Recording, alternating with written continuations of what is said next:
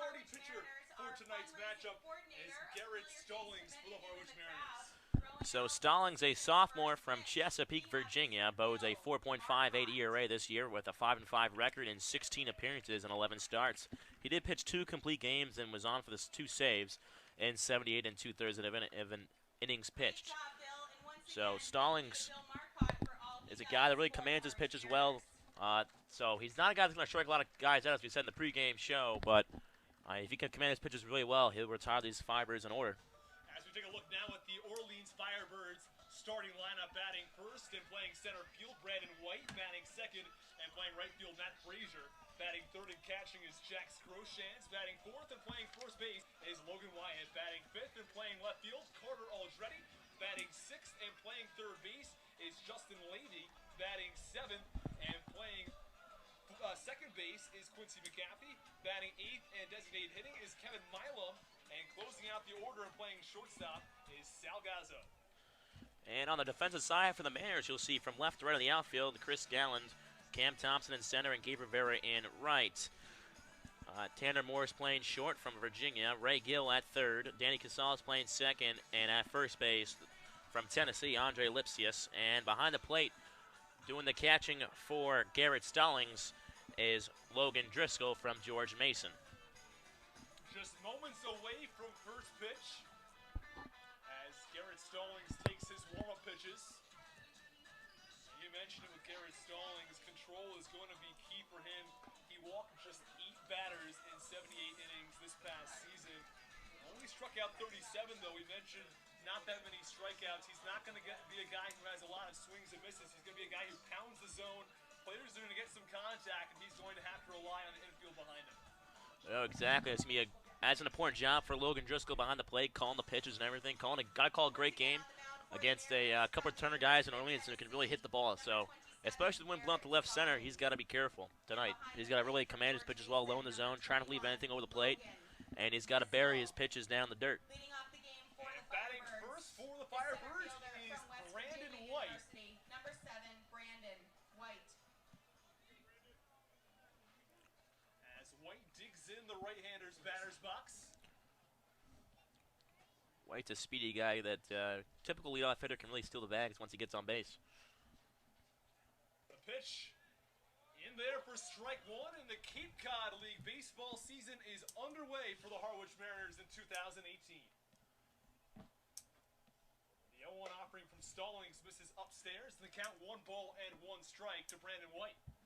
I guess a joke from Major League, they say you can always tell the season goes from the first batter, so we shall see. The 1-1 offering. That one misses low, and the count 2 balls and 1 strike. White digs back in the right-hander's batter's box. The 2-1 offering. Swung on and grounded over towards shortstop. Morris fields it, throws across the diamond, not in time. The speedy Brandon White beats out the throw at first base. I mean, he just flew down that first base line. A little flash of maybe Kyler Murray from last year on the Mariners, but no, I mean that was a tough play for Morris. A little chopper into the bat there. I mean, nothing we could do there. So he'd really up and fire that one. You mentioned Kyler Murray, the 9th overall pick in the 2018 MLB draft. The second hitter in this Orleans batting order, Matt Frazier, stands in the batter's box. This one misses upstairs. Brandon White looked like he took a first step as if he was going to steal, but came back to first base. Well, Nicholson might want to get the Orleans maybe out and running early, try to get some early runs, production. Even the base pass might be away. The 1-0 pitch in there for strike one. Count even at 1 ball and 1 strike. Matt Frazier out of Arizona only had 97 at-bats this past season. Batted .266. 1-1 pitch, swung on and missed from Frazier. The count 1 ball and 2 strikes to the right fielder. A great pitch by Stallings there. You can see right after the pitch, Driscoll really acknowledged Stallings the way he put through that changeup right there. And Stallings throws over to first to check on Brandon White. 1 ball and 2 strikes, no outs, top half of the first inning. Brandon White stands on first base. The 1-2 pitch swung on and line foul down the left field line. Count remains 1 ball and 2 strikes.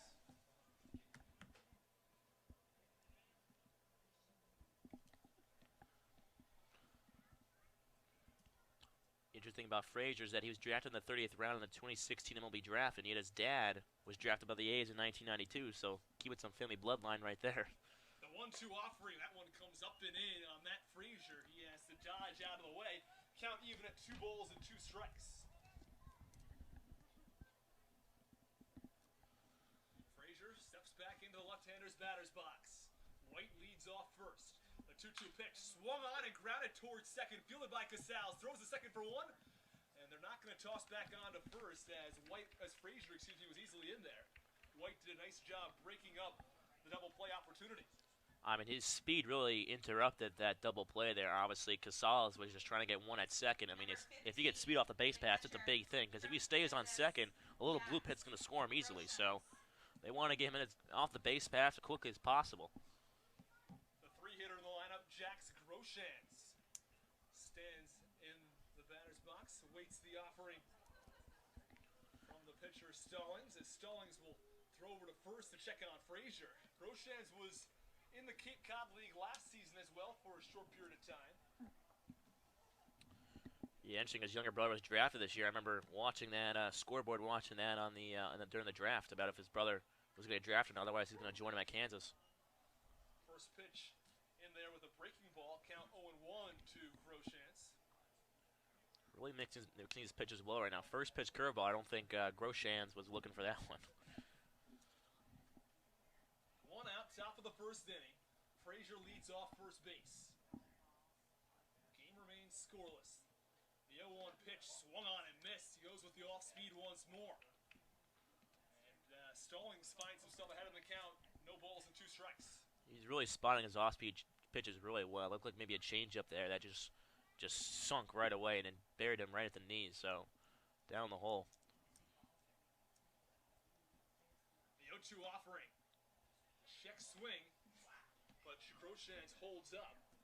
They appeal over to first, and the first base umpire, Joe Caraco, says he doesn't go around. Caraco has been around the Cape Cod Baseball League quite a few times.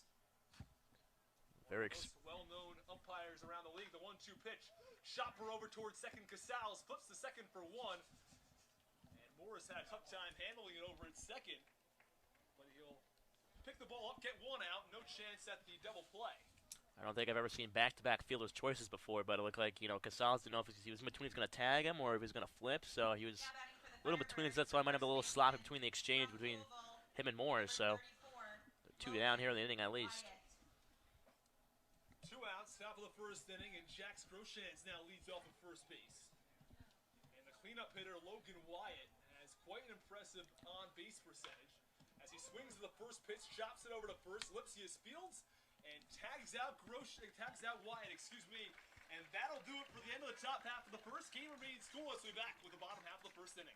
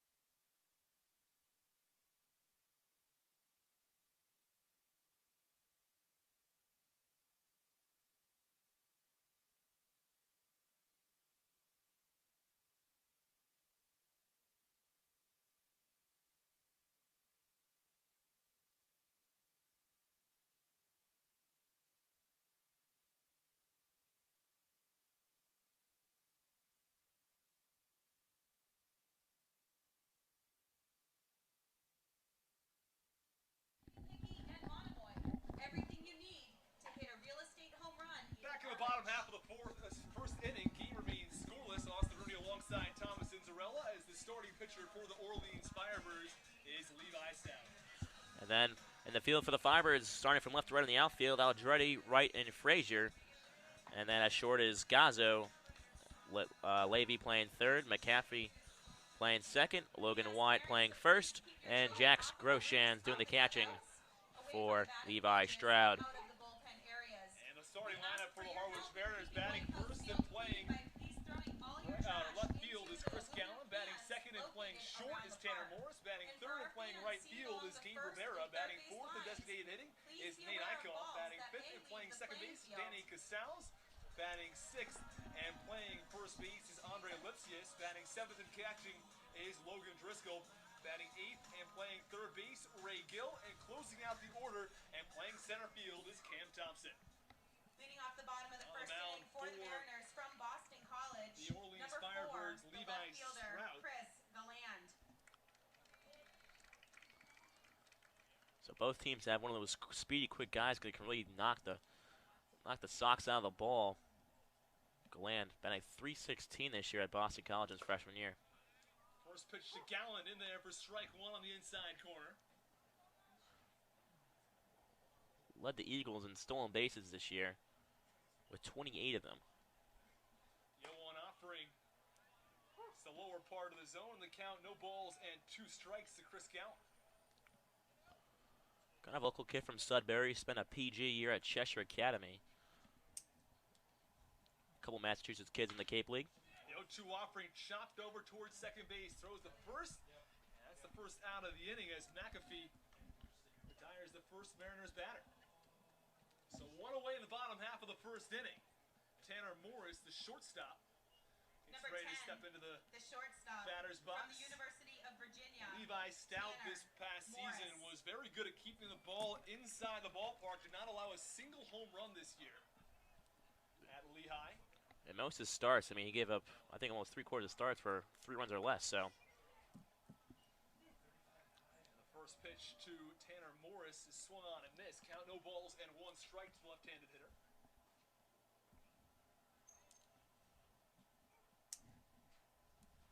The 0-1 offering, that one runs inside, and the count, 1 ball and 1 strike. 2 ACC guys to start off the lineup, and Chris and Tanner going at a little bit of each other about their batting averages in the ACC play this year before the game. 1-1 pitch. Also in there for a strike count, 1 ball and 2 strikes. And the 3-hitter and 4-hitters as well, also ACC, is Gabe Rivera out of the University of Miami.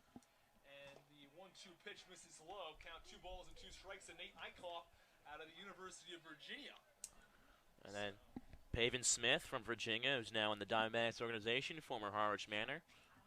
You had from UVA too, Adam Hazley played for Orleans just 2 seasons ago. He was a first rounder last year by the Phillies. So a lot of Cavaliers and ACC guys coming through the Cape. 2-2 pitch is fouled off, and the count remains 2 balls and 2 strikes.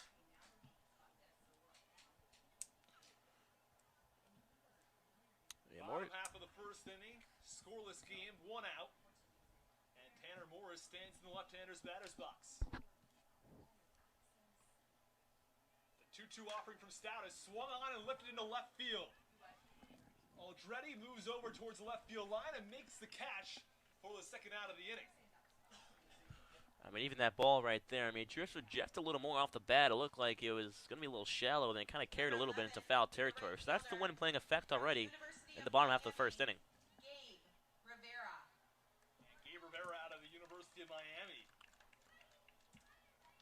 Gets set, stands in the right-hander's batter's box.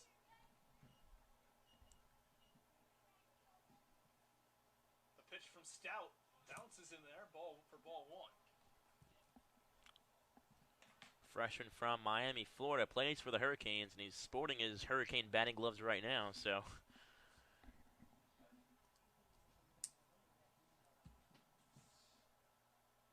the 1-0 pitch to Rivera is fouled off to the backstop, and the count 1 ball and 1 strike.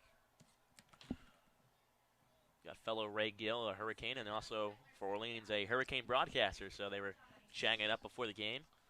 Ray Gill is the number 8 hitter in the Harwich Mariners order tonight. The 1-1 pitch in there for strike 2. Count 1 ball and 2 strikes.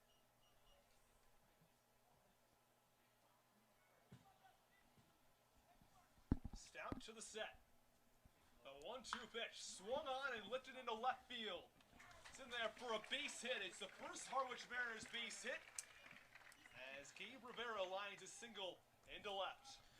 He only played in 22 games this year, but that was a good piece of hit in there. Stout put it, maybe left it a little high. The breaking ball there with 2 strikes. Maybe not where you want to put it, but good piece of hitting by Rivera. And Nate Eichhoff steps into the left-hander's batter's box. 2 outs, runner on first base. Game scoreless in the bottom half of the first inning. The junior from Bristow, Virginia. His mother actually played softball at Georgia Tech, so gets ACC in the blood maybe before.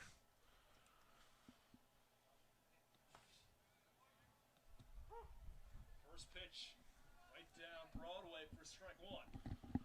We talked about it before. Levi Stroud needed to get ahead on accounts. He's pitched a lot of first pitch strikes this first half inning, getting ahead. The 0-1 pitch swung on and fouled off. Out of play. Count no balls and 2 strikes. Rivera on first, 2 away in the bottom half of the first inning. Yeah, Stout's going to make sure he doesn't leave a note like a 2-strike pitch over the plate like last time at Rivera. So might see something in off speed in the dirt here. The 0-2 offered from Stout. In there for strike 3. As Nate Eichhoff goes down looking, and at the end of 1, it is the Mariners nothing, and the Firebirds nothing. Will be back with the top half of the second inning.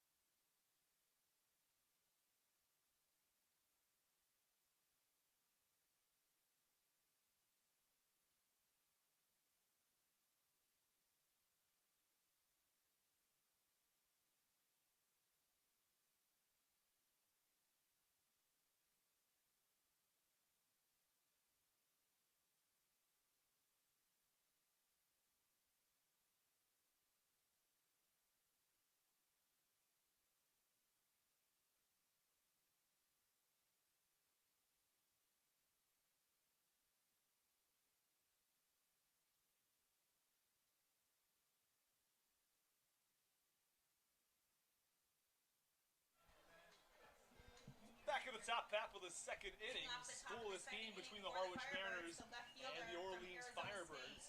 It's the 5-hitter Carter Aldretti. Talk about Arizona State broadcasters in the Cape. We see a lot of maybe some Pac-12 Arizona State players out here. Aldretti is one of them.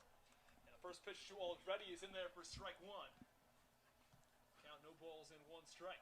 Stallings had a pretty quick first inning through 15 pitches. The 0-1 offering clips the outside corner, and the count no balls and 2 strikes. Attacking the leadoff hitter right away after maybe last time with Brandon White. The 0-2 pitch. That one just missed outside with the breaking ball. Count 1 ball and 2 strikes. And even the hit from Brandon White was a chopper over towards short. 1-2 pitch swung on and missed. And Aldretti goes down on strikes, 1 away in the top half of the second inning. That's a great off-speed pitch there by Stallings, and I think just the way he's mixing his pitches right now is a really good job, and that's what Coach Engler brings as a more of a catching and hitting coach. He knows how to call a good game, and that's why we've seen so many great pitchers come through Harwich. That's right. He lets the catchers call the game themselves. Logan Driscoll calling the pitches behind home plate. It's the first First pitch is low for ball one, and a lot of times in college baseball, you'll see the manager be the one who's actually calling the balls, calling the pitches. And maybe Casey Mize the only one that called his own game. The 1-0 pitch is swung on and lifted in towards right field. Rivera comes in and makes the catch for the second out of the top of the second inning. 2 outs, no score on the top of the second. As the 7-hitter, Quincy McAfee, Number 5, the stands second in the baseman right-hander's from batter's Pepperdine, box. Quincy McAfee.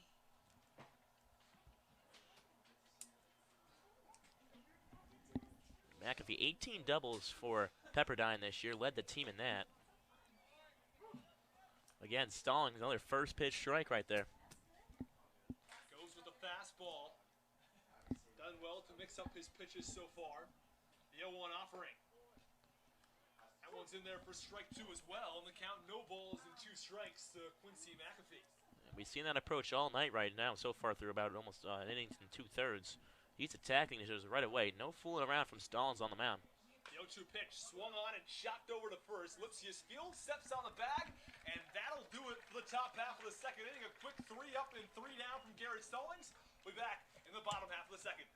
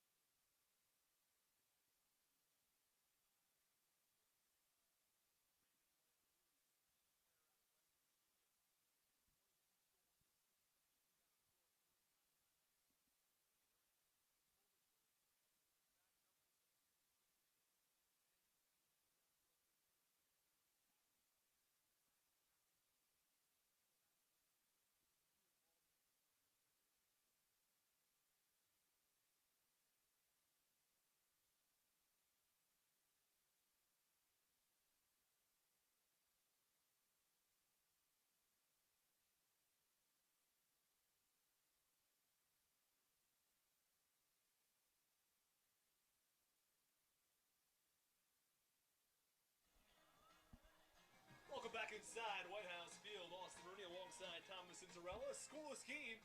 Leading off the bottom of the second for the Mariners, the second baseman from the University of ready to step Maine, into the number right-hander's 18, batter's box. Danny Casals. Casals went undrafted in the 2018 MLB draft, and boy, are the Mariners happy to have him, though. He had 14 home runs at Maine. Also drove in 49 RBIs. Yeah, he just kind of had one of those 2017s. He was a little injured, banged up, so kind of a down year after hitting .310 his freshman year and .302 this year. The first pitch to Casals is fouled off. Count, no balls and 1 strike. One of the newest guys in the Mariners. He's from Miami, Florida, but he actually chose to play ball up north, University of Maine, in the American East Conference.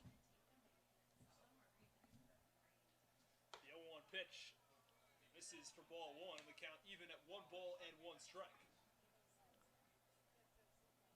Look at tonight's umpires. Behind the plate, Vincent Alexander Medina. As the 1-1 pitch misses outside, count 2 balls and 1 strike. At first base is Joe Caraco, and at third base is Tyler Bullock. 2-1 offering. Swung on and missed from Danny Casals. The count 2 balls and 2 strikes.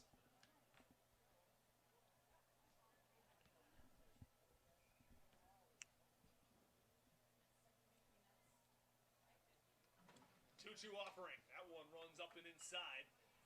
The count 3 balls and 2 strikes. Yeah, Stout maybe not as sharp as he was last inning, really attacking. Spanish pitches pretty well. A little airing a couple pitches so far, but see if he gets back in it. Payoff pitch swung on. Chopper over towards second. Fielded by McAfee. He'll throw to first for the first out of the inning.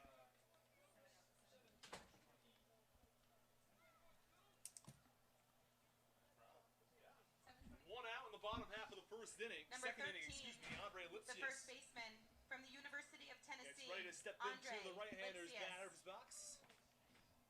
Scoreless game from White House Field. Taps home plate once. The pitch. Misses upstairs. Count 1 ball and no strikes. I think the cool thing about Andre is that his twin brother actually plays him at Tennessee, which, I mean, you don't see very often, you know. The 1-0 pitch is fouled off and out of play over the Orleans dugout. Count 1 ball and 1 strike.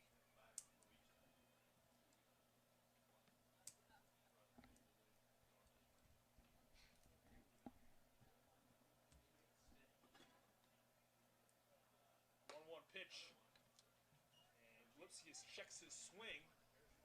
Count 2 balls and 1 strike. 1 out, bottom of the 2nd inning, bases clear. 2-1 pitch, misses outside, and the count 3 balls and 1 strike.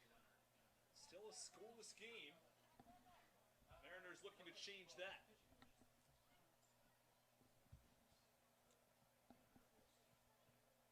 A 3-1 offering. Swung on and missed at a fastball that was up and likely out of the zone. So the count runs full at 3 balls and 2 strikes. The payoff pitch. Swung on and fouled down the right field line. It's going out of play. The count remains full at 3-2. It's always great to be on Back on the Kid because when you see any foul ball, all the children, running over to the foul ball and hoping maybe play on this field later in their careers. Payoff pitch swung on and lifted foul down the third base line, down the right field line. That one's out of the reach of the right fielder, Frazier.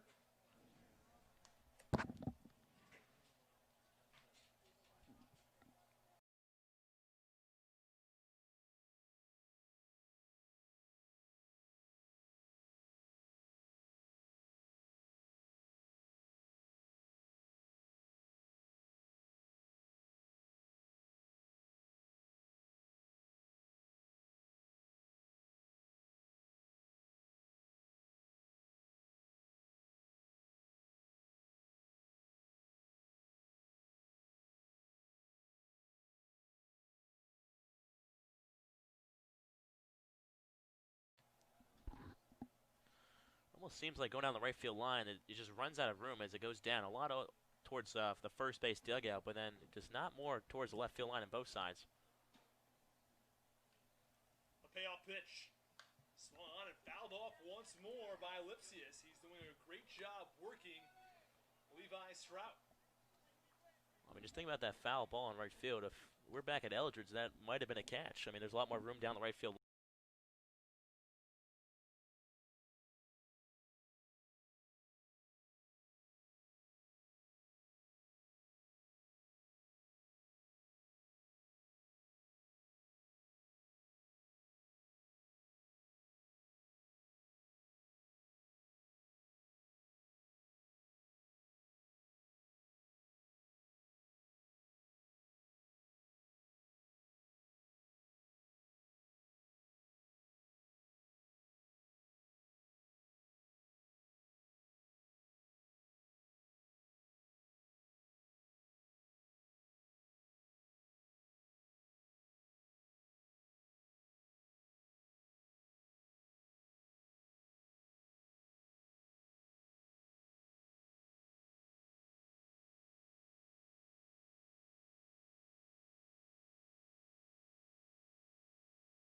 With could have maybe laid out for it, but it was here.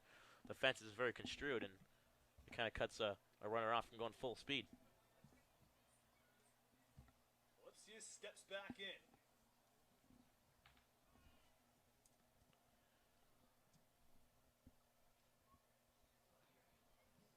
Offering. Swung on and missed. Lipsius goes down on strikes. He works Stout quite a bit, but he ends up falling by the way of the K. And they're 2 outs in the bottom of the second inning. Number 21, the catcher from George Mason, Logan Driscoll. 9-pitch at bat for Andre Lipsius as Logan Driscoll, the catcher.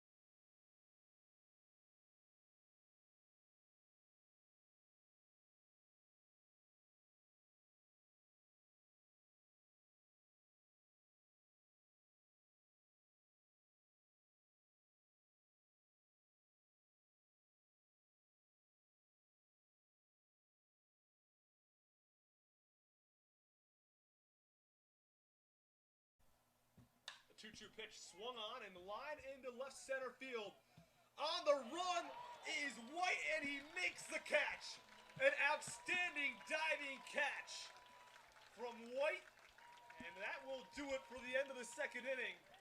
At the end of 2, it is the Mariners nothing and the Firebirds nothing.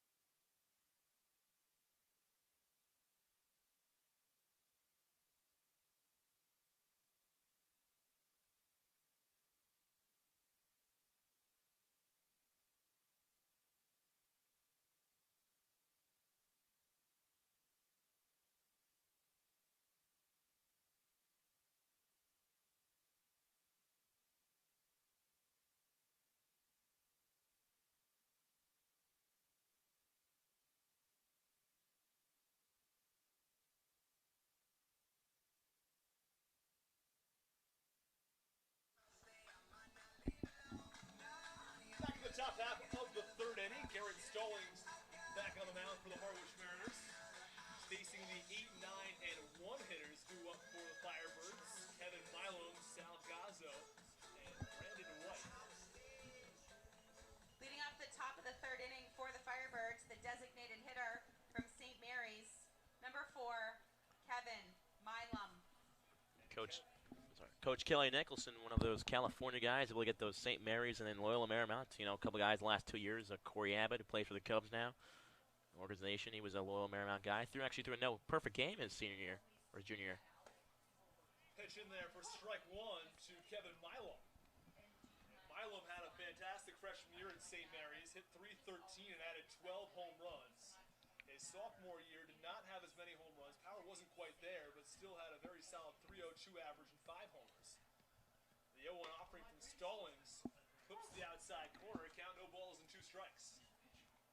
I've seen so far every hitter since the second inning, he's really attacked them. That's like, you know, the second or third batter in a row he's thrown. He's got a mow too.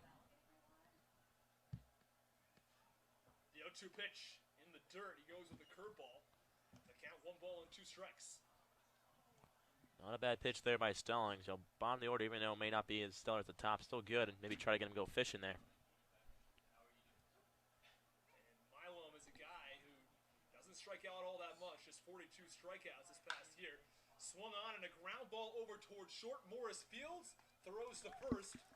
There's 1 away. And that's Stallings, you know, bread and butter right there. Just kind of pitch to contact. You get 2 strikes on him, make him protect, and got to ground out to Morris at short. So Number 3, the shortstop from Tulane, Sal Gazzo. And Sal Gazzo steps foot in the left-hander's batter's box. Gazzo out of Tulane, played in the NECBL last season along with a number of other players on the Firebirds. First pitch from Stallings clips the outside corner. The count, no balls and 1 strike. fellow Connecticut resident from Wallingford, Connecticut. 0-1 pitch swung on and missed from Gazzo. On the count, no balls and 2 strikes. 1 out, top half of the third inning, game scoreless. Base paths empty. 0-2 pitch misses in the dirt. Count 1 ball and 2 strikes.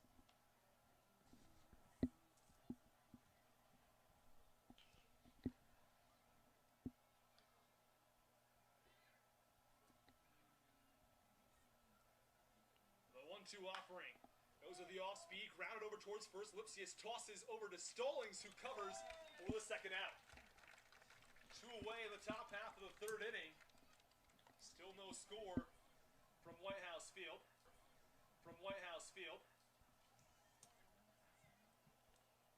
Back to the top of the order for That's the 8 in a Firebirds, row the now center that fielder from Stallings West has Virginia, retired since the leadoff number infield 7, single by Brandon White. So White. Stallings has really got into his own comfort zone now in the 3rd inning, and that's why when you get past the 1st inning, you kind of find your groove.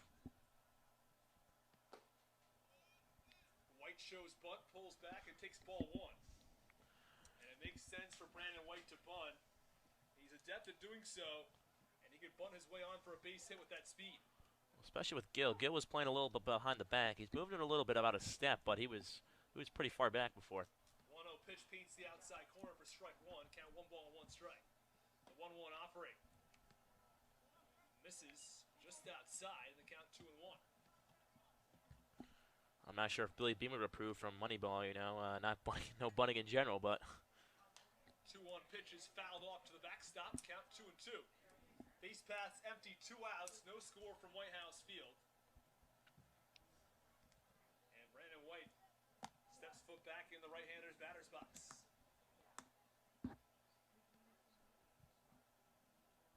2-2 pitch, check swing. Motion over towards first base. First base umpire Joe Caraco says he doesn't go around. And the count is full at 3 balls and 2 strikes.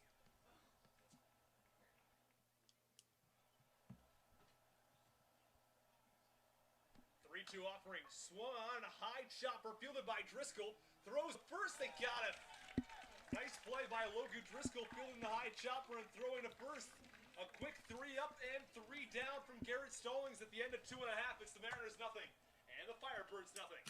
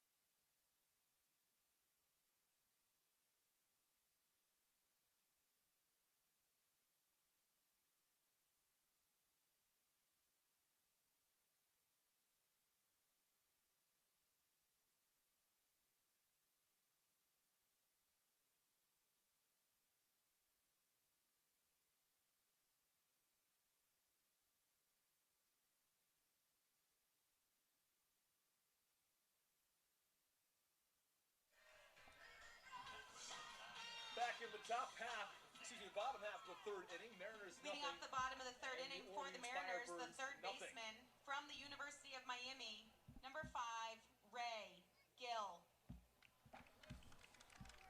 Ray Gill stands in the right-hander's batter's box.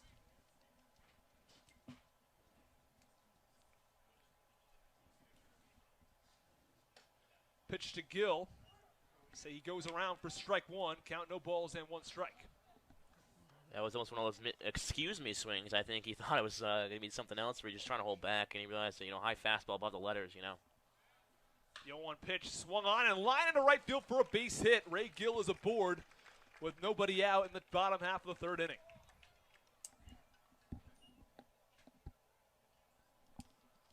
Number 3. Only the 3rd hit combined tonight for both teams. So it's been kind of a quiet, first couple innings. No one's really striking, early on. So interesting to watch the next middle innings.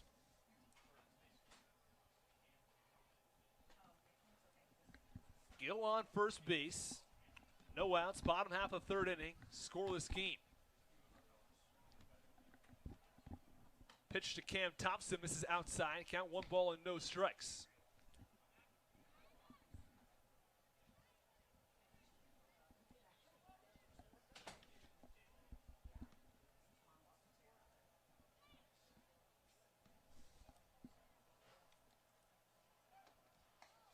Stout checks on Gill over at first base, dives back in there safely.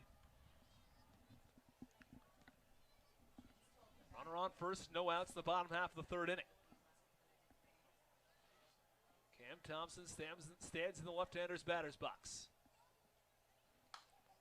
The 1-0 pitch is fouled off and out of play. Count 1 ball and 1 strike. Thompson seems like another one of those guys, could almost bat leadoff.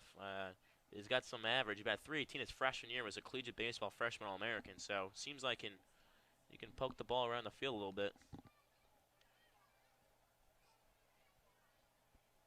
The 1-1 offering misses outside. Count 2 balls and 1 strike. The catcher, Groshans, looked back at Ray Gill over at first base as he scurried back to the bag. Better watch out next pitch. If he does another one, Groshans is going to fire that one down there. 2-1 pitch misses outside, and the count 3 balls and 1 strike. Gill on first, no outs, bottom half of the third inning. Scoreless game at White House Field. 3-1 offering, swung on, a high chopper. Fielded over at short by Gazzo, throws on to first, and it's a double play. They go 6-3 with a double play, and they're 2 outs in the bottom half of the third. Big double play ball there by Stout. It kind of 3-1 count and run on first, kind of dangerous. It was on the plank there, but able to get out a double play out of that. And Chris Gallant, the speedy leadoff hitter out of Boston College, takes strike 1 in the lower part of the zone. Count, no balls and 1 strike.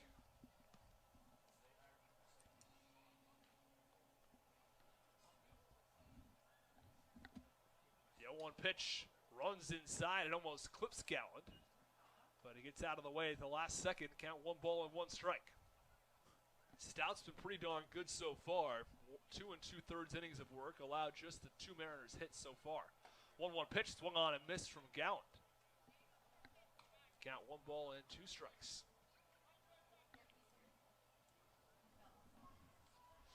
Gallant digs back in the right-hander's batter's box.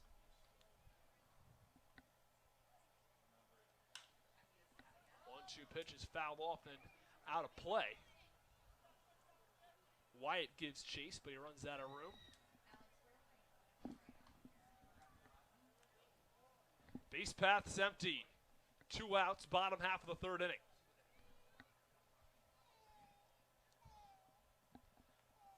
Scoreless game from White House Field. Chris Gallant steps back into the right-hander's batter's box. The 1-2 pitch is fouled off. Got a bit of a piece of that one, and the count remains 1-2.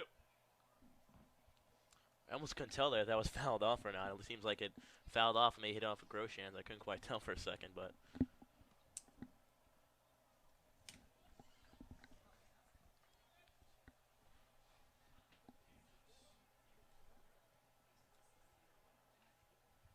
The 1-2 offering swung on and missed from Chris Gallant. He goes down swinging. At the end of 3, it remains 0-0 from White House Field.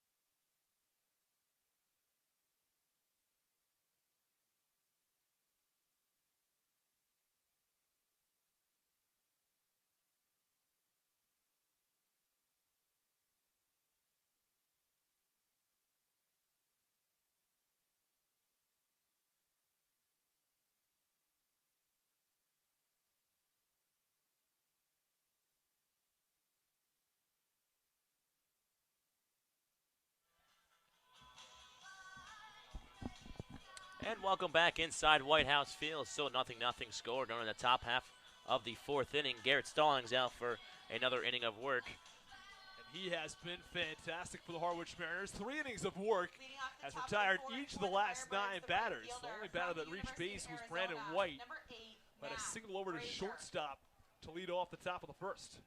Matt Frazier into the left side now from Arizona. He chops that one foul towards the first base dugout. Nice play by manager Kelly Nicholson. Gets that one on a hop.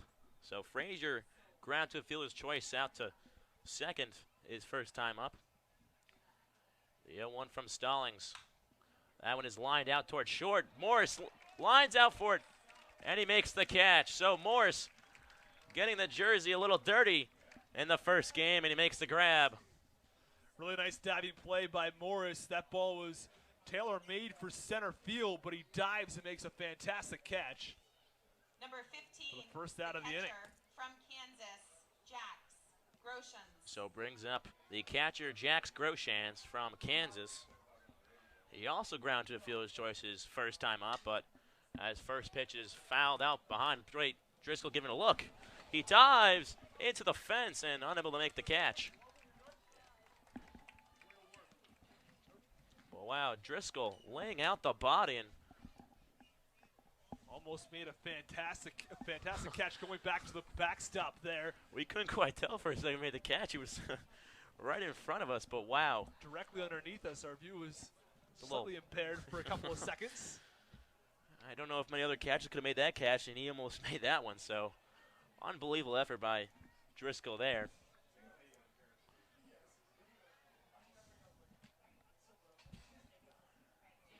So Groshans in 30.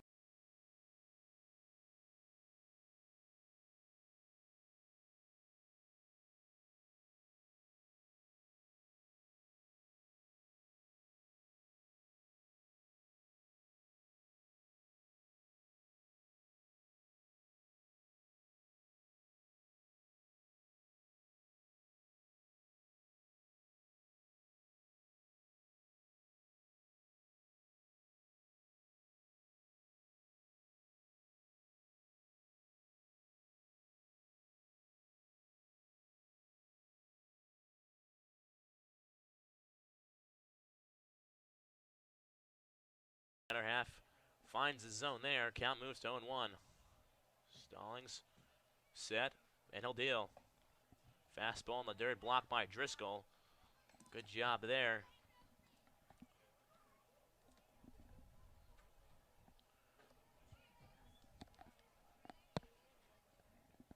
Off from first is Groshans, the pitch.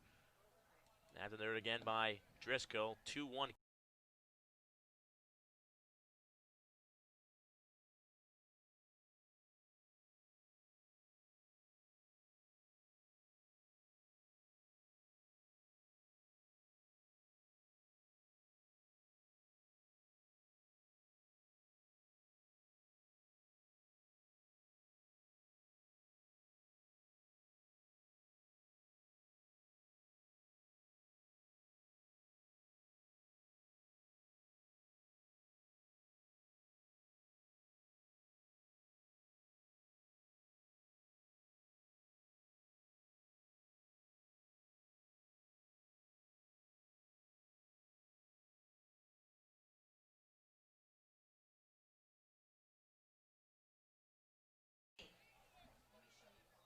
One of the Sun Devils on this roster. Funny thing is, I saw him actually at the Stop and Shop earlier this week in Orleans, so I saw him with his host mom, so that's a big part of the Cape League, and the whole host family situation, I think, is one of the coolest things to be a part of on the Cape. I wish I could be a part of it, but definitely one of the awesome things. As first pitch off speed at the knees for strike one.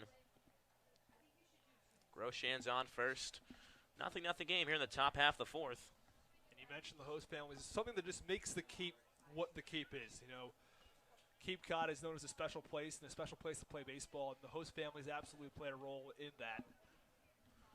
As a pitch in the dirt, count moves to 1-1, and I think that's why some of the players don't get to experience this. You know, the whole Cape feeling, playing ball, you know, living with a host family, it's a whole new experience for them, and they're not used to it.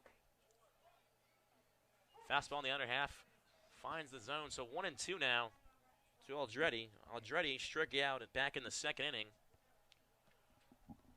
On the fence again and being another strikeout victim by Stallings. Stallings ready, and he kicks and fires. Ball's ground to Morris. Morris scoops it up. He'll flip on to Casales at second for the third out. So that'll do in the top of the fourth. Still 0-0 game from White House Field.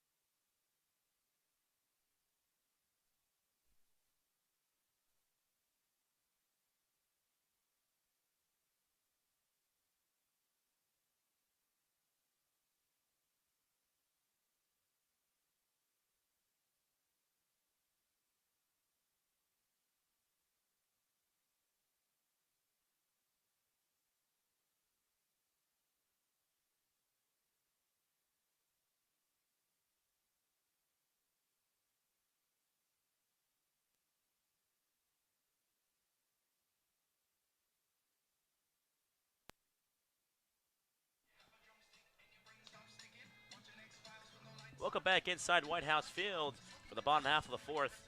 Still 0-0 game. Levi Stout back on the rubber for the Redbirds. As it'll be Tanner Morris, the shortstop from Virginia. Number 10, Tanner. Will lead it off from the left side.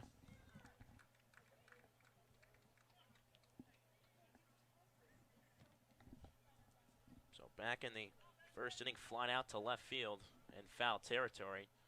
Well, first pitch fastball in the dirt to Morris.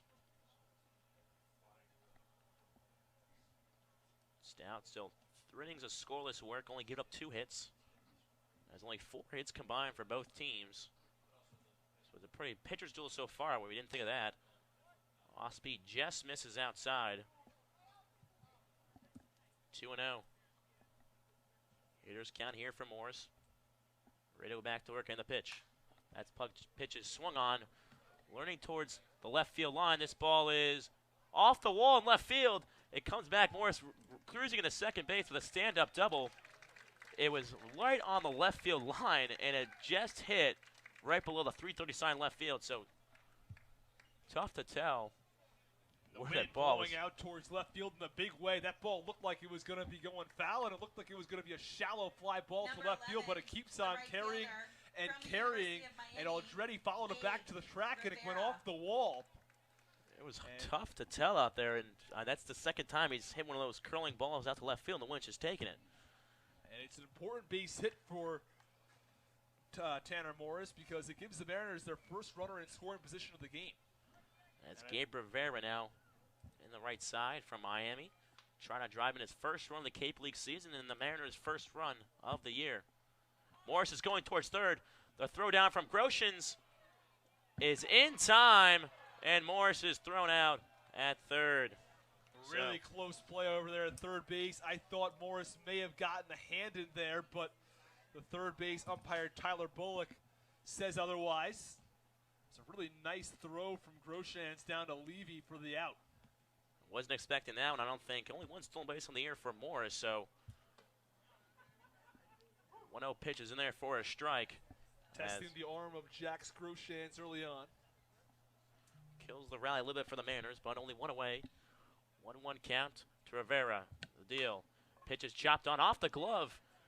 Fielded at short. Bare hand is not in time. And Rivera is on with an infield single. Tough play by Gazzo. That was hit off the glove of Stout. So anytime that happens, it's going to be a tough play anyway, and he almost got him. And the stolen base, the caught stealing, now possibly coming back to haunt the Mariners. Base hit right there would have given the the Mariners first and third with nobody out. Instead, runner on first with one away. So brings up Nate Hykoff, the infielder from Virginia.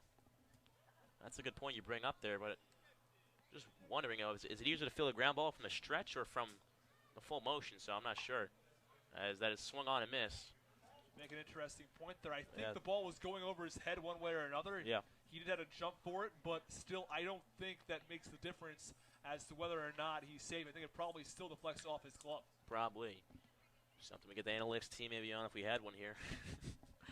Some sports science maybe. With John Brankus.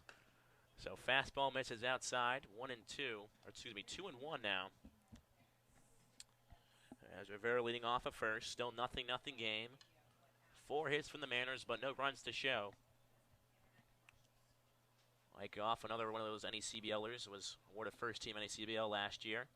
Played for the Keene Swamp Bats. We batted .371. I mean, that's pretty good. I mean, usually that's maybe some kid in high school maybe batting that, but. And the pitch, that is fouled off behind home plate. So 1-2 now to Eichhoff.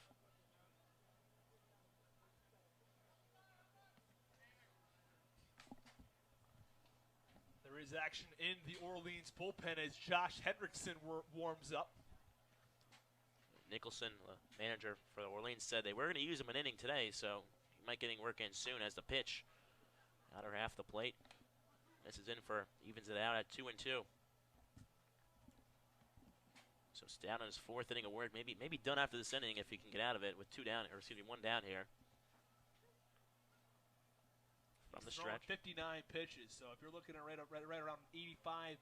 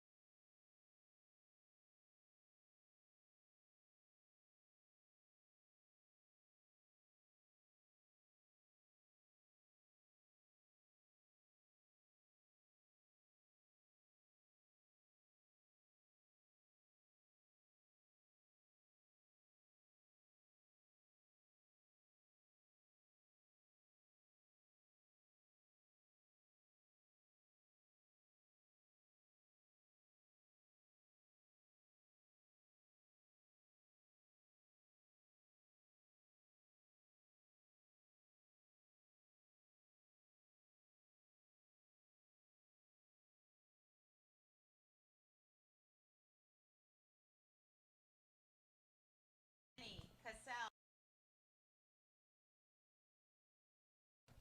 Drove 14 home runs.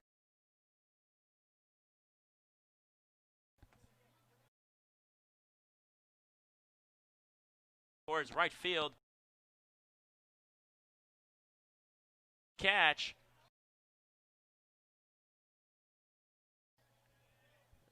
The wind was blowing out that way. That might have been gone. Number 13. That's the right. First baseman from the University of Casals Tennessee. gave that ball quite a Andre ride out towards Lipsius. right field, and you mentioned it, going all the way back to the warning track before Frazier made that catch. And Rivera and Eichhoff were unable to advance because they had both taken a sizable lead, just in case the ball had dropped out there in right field. So first pitch is fouled off by Lipsius. So Stout maybe working around some trouble here again. That stolen base, we're going to look back on that now later in the inning and see if that plays a big part in the outcome of the game. But Lipsius, bat just above his shoulders, sporting those orange and white volunteer color cleats He pops that one out towards shallow right center. Frazier under it, takes 2 steps in, and he'll make the catch. So nothing going there for the Mariners. Leave a couple men on base. And that'll do it for the 4th inning as you're listening to Harwich Mariners Baseball on the Harwich Baseball League Network.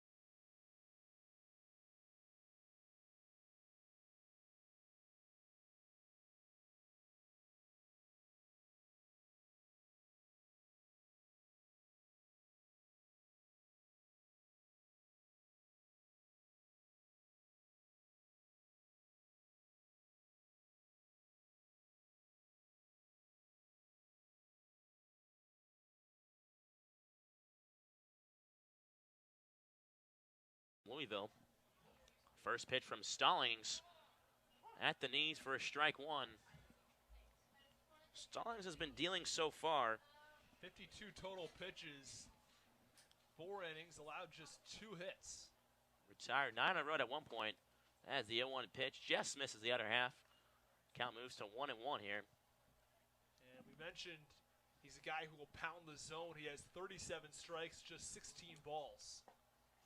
1-1 check swing, but he held up, so 2-1, and he's been, I mean, besides this batter right now, he's been pounding the zone, getting those pitcher's counts, and when he gets those pitcher's counts, it puts the hitter in a really tough spot, so on the full windup from Stallings, fastball tipped into the mid, so 2-2. Stallings getting it yet again. The 2-2 is fouled at the plate. Tips off a Driscoll. The 2 fouled at the plate. Tips off a Driscoll's mitt. So they'll do it again at. If you want to know those guys, NECBL guys for Maine last year.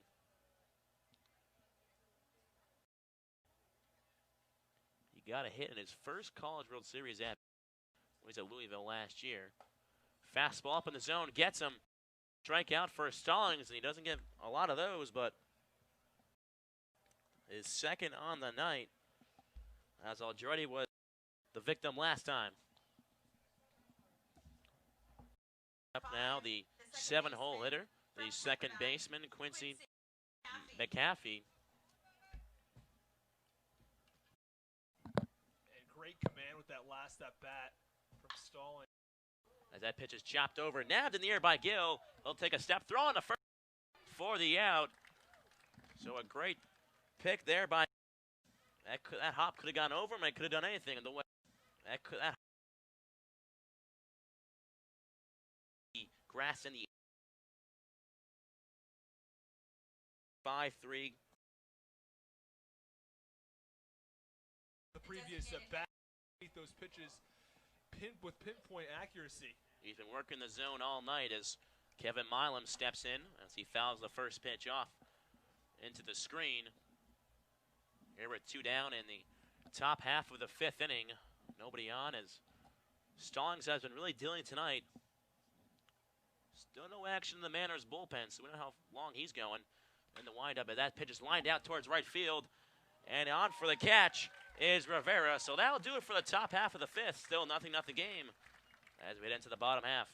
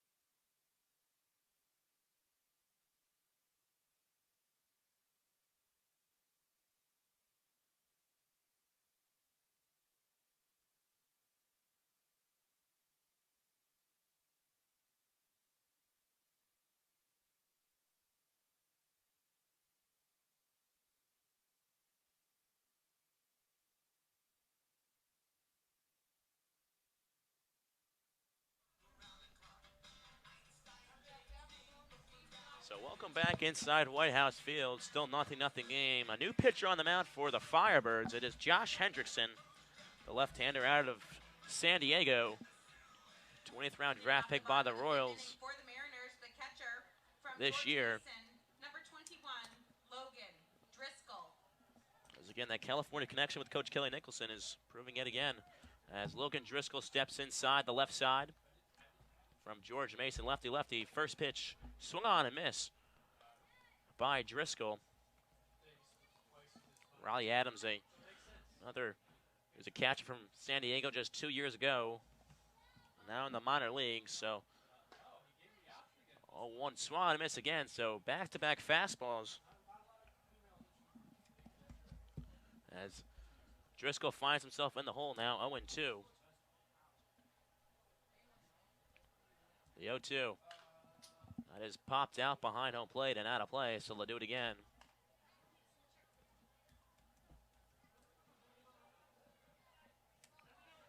And Levi Stout had a pretty strong performance this evening. 4 innings of work. And Levi Stout had a pretty strong performance this evening. Worked, allowed 4 hits, walked a batter, had 3. So fastball misses upstairs.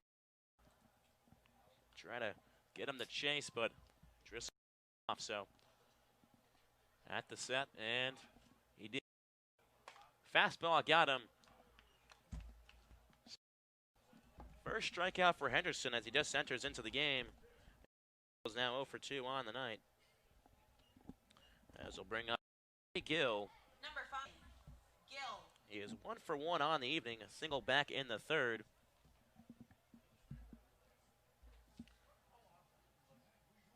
With 1 away here, fastball misses in the dirt. Still 0-0 game, nobody on here in the bottom half of the 5th inning.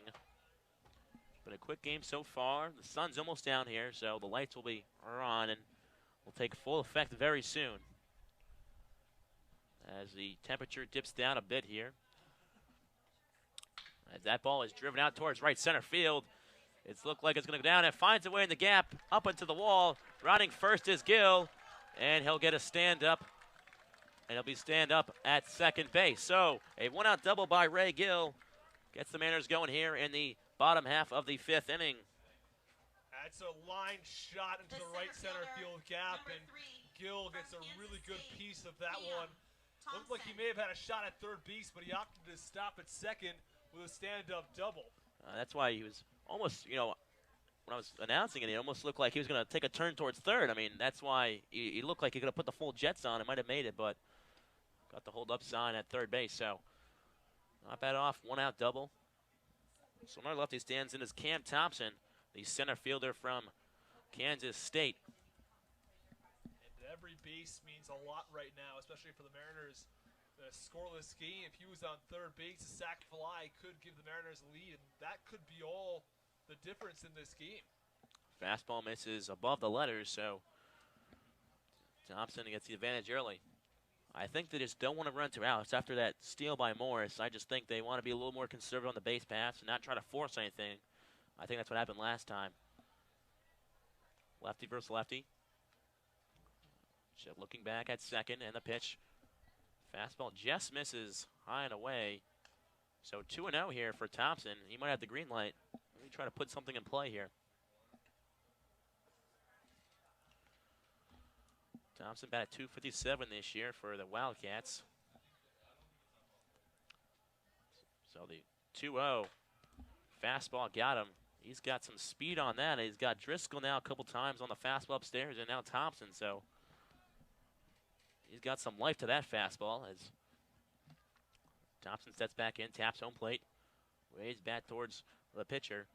So the 2-1 with the runner on second here in the bottom half of the fifth.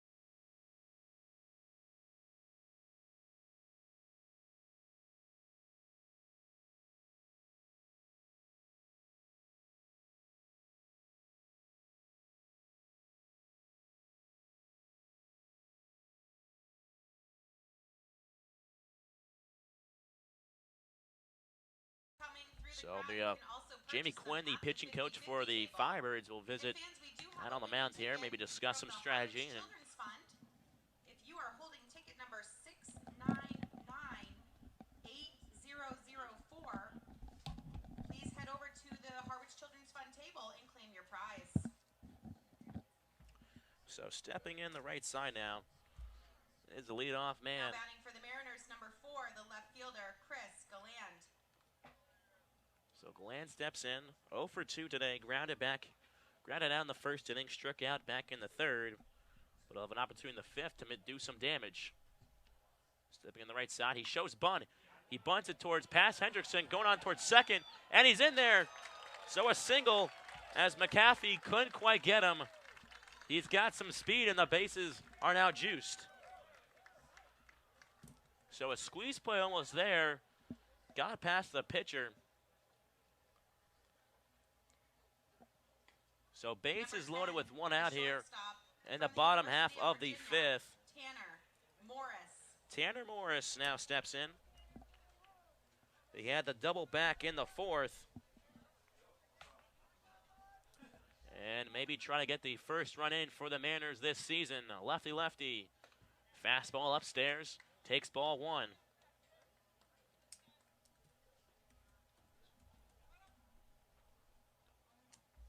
Morris drove in 20 men this year for the Cavaliers. From the bell that he deals. Swung on and missed by Morris. Tipped into the mitt. And squeezed by Groshans. So Morris, native of Virginia, is actually coached by Billy Wagner. And Billy Wagner, another than a fellow Cape Leaguer, and he actually won the MVP back in 1992 for Brewster. Might give him some advice beforehand, maybe this season, as he fouls the one pitch out. Warming up in the bullpen for the Orleans Firebirds is Cade Mackles.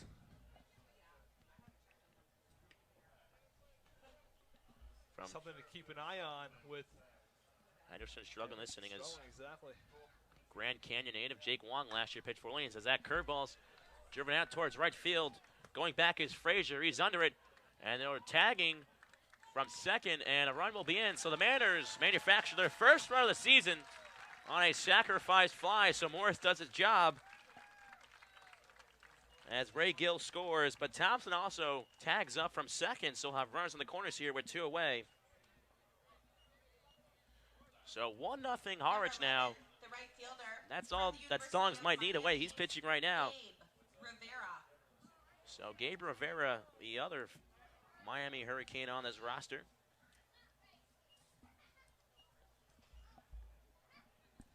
So Henderson giving up a run here. 1-0 lead. Runners on the corners. Lefty-righty matchup. First pitch is Scott out towards center. Under it is right, and that'll do it for the bottom half of the fifth. But the Mariners make some damage and score a run off the sac fly as they lead 1-0 going to the top half of the sixth. You listen to Harwich Mariners Baseball on the Mariner Baseball League Network.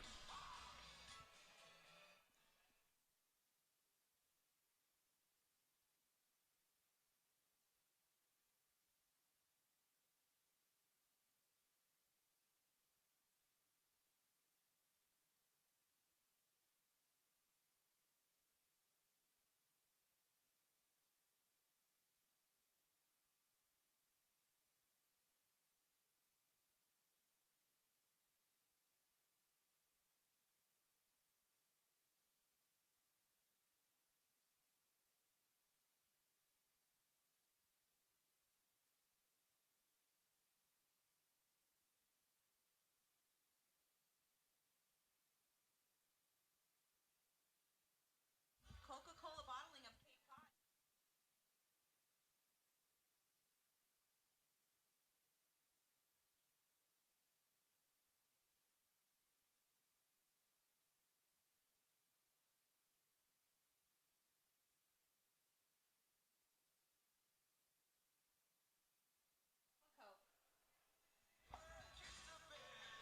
Cape Cod Healthcare is the leading provider of healthcare services for residents and visitors of Cape Cod with 2 acute care hospitals and more than 450 physicians. For more information, please visit capecodhealth.org. Cape Cod Healthcare, expert physicians, quality hospital, superior care. So Stallings back on the mound to do some work as he now holds a 1-0 lead. So he could get he's in line for the win as of right now. First pitch is in the dirt for ball one as it is 9-1-2 to start off for the Firebirds. Sal Gazzo. And you look at Stallings, and he hasn't pitched with a lead yet in this game. He's pitched with a tie game, and it's a bit of a different mentality when the team takes the lead. See how that affects him in the top half of the sixth. So the 2-0. Stallings fouled as that one's fouled off behind home plate. Stallings hasn't really pitched from behind tonight. So he's in maybe a weird situation here with the 2-1 count on Gazzo. That's a 2-1. That was fouled off right at us up here in the booth. So thank God there's an ending here because we could have gotten a free souvenir. But so Gazzo, the 2-2. Swung on and tipped in the mid of Driscoll, so down on strikes he goes, and Stallings picks up another strikeout. Strikeout number 4 on the evening from Garrett Stallings. He's commanded his pitches so well, so effectively. He's been able to get strikeouts from these Orleans hitters, even though he doesn't have overpowering stuff. So Brandon Wright steps back in the box, the speedy center fielder. Shows bunt, but holds back, but takes strike one anyway. 289 average this year for the Mountaineers. That was chopped over, moving off the mound. So Stallings, he'll have to fire quickly, and errant throw goes, and it looks like it might have gone under the fence, so that'll go out of play. So stand up at second is Brandon White. Really nicely done there by Brandon White, putting that ball the other way.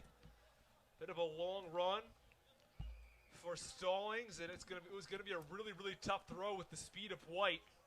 Not a bad throw by Stallings, but Lipsius was just not quite able to handle it over at first base. I think every single one of his balls have gone off the end of the bat, and they've been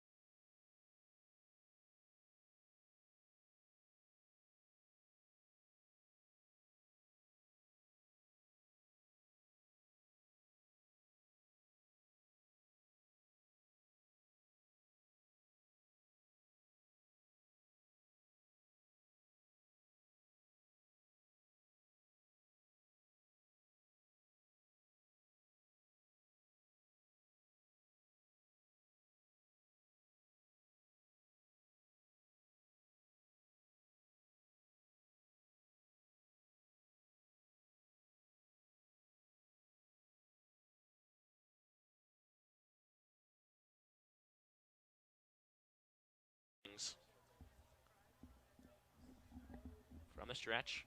Looks back at White. Goes towards home, and that ball is fouled out over the left side over home plate. So 0-2 now has him in the hole. And warming up in the bullpen for the Mariners is Christian Santana, freshman out of Florida International University.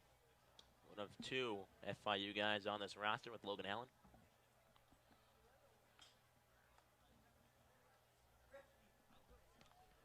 So the 0-2. Ball is off the end of the bat. And they'll take a look over there at Gill, and able to make the grab as it goes out of play. One of those slicing balls from a left-handed hitter is going to be tough to catch over there. Just ran out of room. Saw Driscoll dive towards home plate when he's running out of room. So yeah, the catcher's gear on though, so it makes a little bit, gets a little bit of difference then on the gravel. So they'll do it again at 0-2. Righty-lefty matchup here. White leading off a second. And he deals. Curveball bouncing the dirt. Good stop by Driscoll. Keeps White at second. I like that pitch call from Logan Driscoll and the pitch from Stallings. He's up in the count 0-2. Goes with the curveball out of the zone. Trying to get the two-hitter, Matt Frazier, to chase. Yeah, Striker would go a ways here if they can get a K here. Force the two outs. White dancing off a second. Fakes run towards third, and he goes down on strike swinging. So Stallings gets a timely strikeout. So 2 Ks this inning. Now brings up 2 down in the inning for Jax Groshans. Number 15, the catcher. Mentioned earlier, Jax Groshans, the only hitter in this Orleans lineup who's had a real base hit. The other one was a ground ball to shortstop. And the only other batter that reached base was now given a single for Brandon White, who had a chopper over towards the left of the pitcher Stallings. So first pitch misses low and away as Groshans lays off. So Groshans trying to manufacture a run for the Redbirds. His brother Jordan just picked 12th overall by another bird from the Toronto Blue Jays as he voided his scholarship to play at Kansas. As a fastball finds the zone there, so 1-1 now to Groshans, who steps in the right side. Steps out for a second, taps his helmet, goes back in. White off a second. Groshans steps out, steps back in though.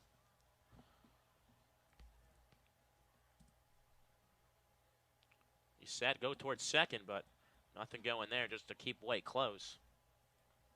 Especially with 2 down, he'll be running on contact, so you don't want him getting too big of a lead over there at second. So the 1-1. And he deals. That ball is hammered out towards left field. Looking back at the track, this ball is gone. A 2-run home run for the Redbirds. Puts them up here, 2-1, as Jax Groshans throttles the Birds into the lead. Just the one pitch Stallings didn't want. And may come back to haunt him, but it's a pitch left out over the heart of the plate. And for the second time today, Jax Groshans gets a good piece of hitting. This time it's out over the wall in left field. First time was a single the other way, and he's destroyed Stallings this evening. Well, it's been a very good outing by Stallings. It's just going to be almost tarnished by that home run, but he's pitched really exceptional to this point. As I'll try to get the last out here. Fastball just misses outside to Logan White. I can't even recall a ball that was hit half as hard as that. I don't think that there was a ball that was half as dangerous as that this entire game. As it's chopped foul and over towards the Orleans dugout. Unfortunate for Stallings. The wind might have helped that one, but it looked like it would have gone out maybe just a little bit anyway. But so the Redbirds lead here 2-1 in the top half of the 6th. Ball is squibbed out towards the left, shallow left field, running on for the catch. And he goes tumbling down is Garland. So it'll be the 3rd out. So 2-run home run by Groshans puts the Redbirds ahead here and heading into the bottom half of the 6th inning. We'll be right back.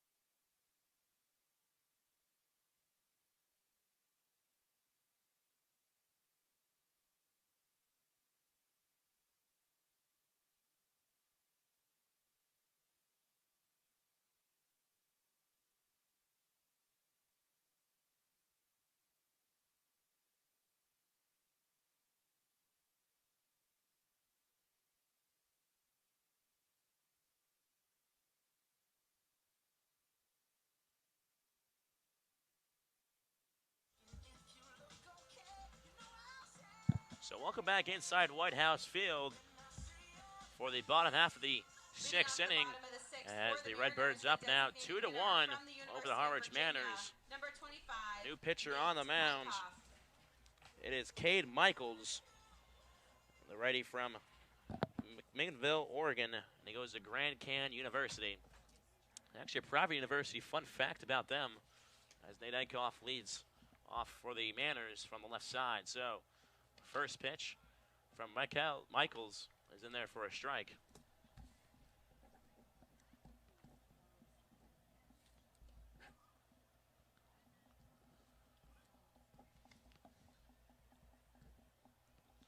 So Eichhoff, 1 for 2 tonight. Singled back in the fourth inning as that ball is popped out towards left field, and it'll go out of play. So count moves to 0-2 now.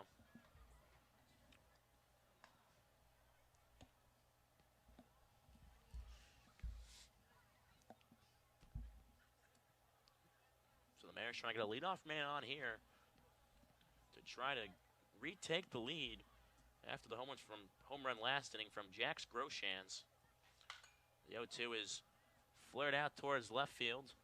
Under it is Aldretti. Camps over it for the first out. So Eichhoff is retired. He'll bring up the second baseman, Danny Cassels.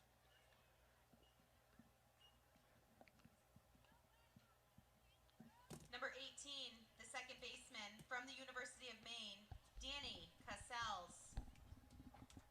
Danny Cassels has a lot of power. He can change this game with one swing of the bat. So far tonight, he's 0 for 2. We saw him last at bat, almost pulling out at the warning track for a sac fly as off-speed misses that side. So Cassels in from the right side. The junior from Miami, Florida. The two-seam fastball doesn't cut enough on the inner half, and it goes below the knees. So 2-0. Cassels might get the green light here on the hitter's count. The 2-0. Ball is popped out. Grosjean's going to give it a look.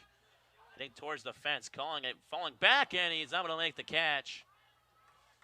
As that was he moved about 5 feet, 10 feet. It was right about a drop, so tough play, but still stay alive here.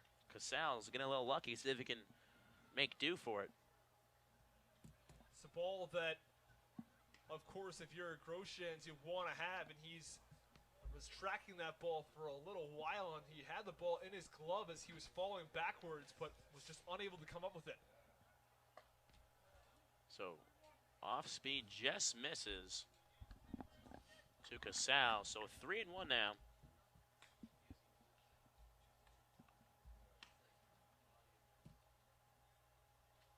And the pitch misses downstairs. So they'll have a base runner on here with one away. So Mikals yielding a walk to Cassels. Number 13, the first baseman from the University of Tennessee, Andre Lipsius. So brings up Andre Lipsius. He's one of the volunteers that is on this team. He's also with Justin Ammons. So leading off from first. That ball is hammered out towards center. Going back is right. Looking back, and it is off the wall in center. Rounding third, sending him home. There'll be a play at the plate, and not in time as the throw goes wide. So Manors tie the game back up as a stand-up double for Andre Lipsius. And this game is tied. That was the hardest hit ball we've seen all night as he smoked that ball to center field as it was over the head of White, and White runs really, really well. Almost made the catch as he was going back to the warning track, but he had to play it on a hop. Number 21, the catcher from George Mason, Lipsius Logan ends up at Driscoll. second base. There was no question to whether or not Cassels was going to score. So brings up the left-hander Logan Driscoll, the catcher. And you're right. I mean, White's as speedy as you can get out in center. He was able to make the catch. So first pitch is fouled off behind home plate. That ball is hit 390-plus feet. Another 10 feet out there in center field where the 400 sign is, and it would have been a home run. I mean, you're right, that was the most solid ball. First pitch, too. Look at the first pitch fastball, and he jumped right on it. So, on the rubber pitches fouled off again behind the booth here. So, Driscoll finds himself in the hole now, 0-2. As Lipsius picks up his first RBI of the early campaign here. Taps home plate. Steps back in now, Driscoll. Wearing their cream home uniforms tonight are the Mariners. Orleans in there. Swung on and missed, so Driscoll goes down on strikes for the second out.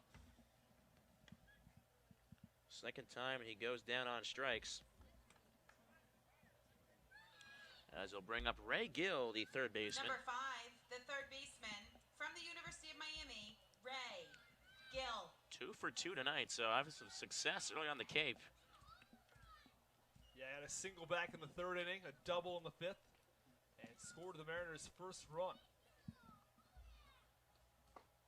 So he told check swing there, and he went around, says the first base umpire. Joe Caraco, long-time Cape Leaguer. So Gill, 0-1. Lipsius leading off a second. Gill at the plate. 2-2 game now after the double by Lipsius. And Gill will step out for a second, but he'll step back in now.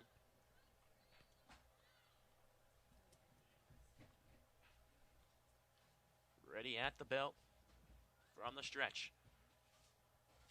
Looks like almost a set play towards second as McAfee went around to try to maybe pick him off as he flashed a letter, tapping his glove, trying to get maybe a pickoff move over there, but nothing doing.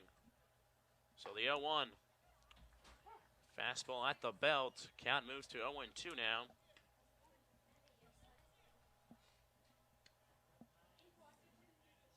So maybe a 2-out base hit here. A single would score Lipsius to put the Mariners ahead. The 0-2. Slider misses outside, low and away.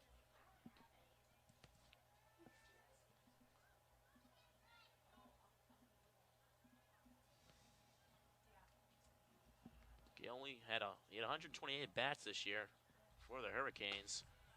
As fastball spotted the under half, as Grosjean's wanted that one, but home umpire said not so fast. So 2-2 now with 2 outs.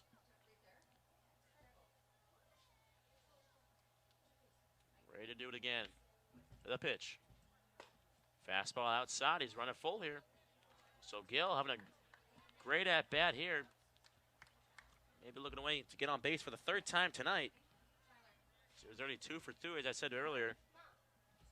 Really seeing the ball well at the plate tonight. 3-2, so Lipsius will be running, or excuse me, won't be running as no man on first. So, but on the crack of the bat, he'll be going.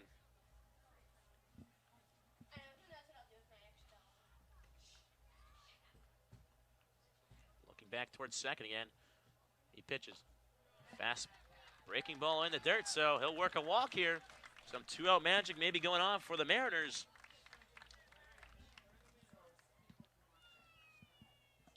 So first and second now. Number 3. Bring up Cam Thompson. The center fielder from Kansas State, Cam Thompson. And Cade McCalls has had some trouble today with the walks. He walked Danny Casals earlier in the inning and then works another walk to Ray Gill. So McCall set. Fastball spotted at the knees for a strike 1. Getting ahead early. Then again, he got ahead of Gill, and Gill was able to work his way around. Some tough pitches, too, to lay off. And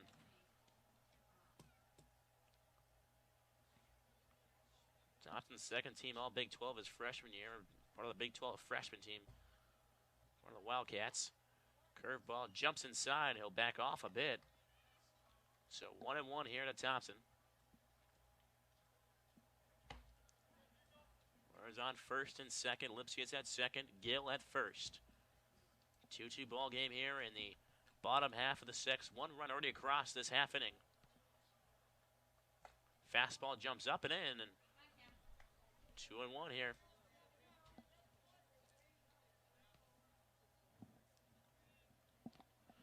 So action going on in both bullpens now.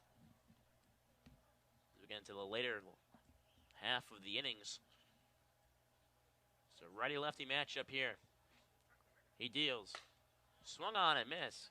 Thompson couldn't catch up to that one as it'll run to 2-2 as Groshans calls time and might want to talk things over with the right-hander. Thompson's worked a couple of nice at-bats this game. Well, he rounded into a double play back in the third. He walked in the fifth.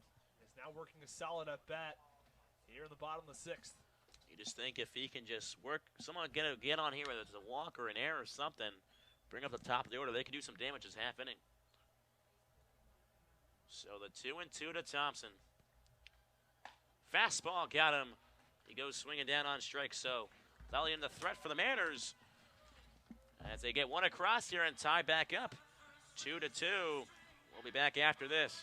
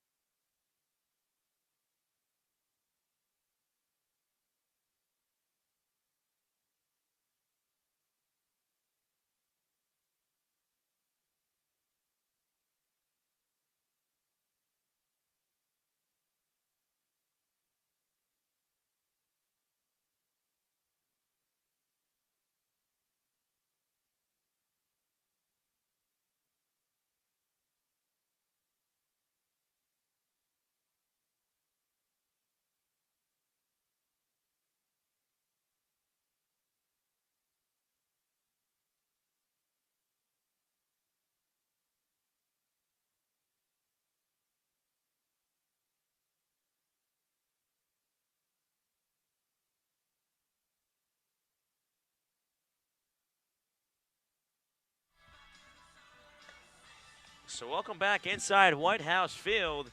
It is a tie ball game, 2-2, as a new pitcher on the mound, Christian Santana from FIU. He is drafted by the Brewers in the 15th round last year, but opted to head towards the collegiate ranks. He boasted a 5.79 ERA in 18 appearances, a 2-4 record in 20 innings pitched with 32 strikeouts. Opponents only bat at 204 off of him. Comes on in relief of Garrett Stallings. Stallings had a very impressive appearance tonight. 6 innings of work, allowed 2 earned runs, but only 4 hits and not a single walk. So a great outing from Stallings. Tarnished a bit by the 2-run home run. Count 1-0 on Aldretti, and now the 1-0 pitch clips the inside corner. And it's even at 1 ball, 1 strike. The 1-1 offering. Swung on and chopped over towards short. Morris Fields throws across the diamond for the first out of the inning. 1 away in the top half of the 7th inning. A 2-2 game. As Justin Levy Number 12, gets the set to third step up to the from batter's Louisville, box. Justin Levy. Another player drafted out of high school in the 39th round by the Chicago White Sox back in 2016. Pitch. This is outside. Count 1 ball and no strikes. As you tend to see that up here on the Cape, a lot of guys drafted in high school, they try to lure them out instead of going to collegiate ranks. 1-0 pitch is fouled off back to the backstop. Count 1 ball and 1 strike.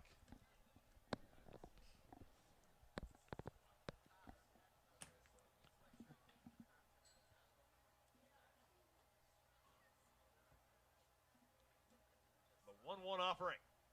Swung on and missed. And Christian Santana finds himself ahead in the count. 1 ball and 2 strikes.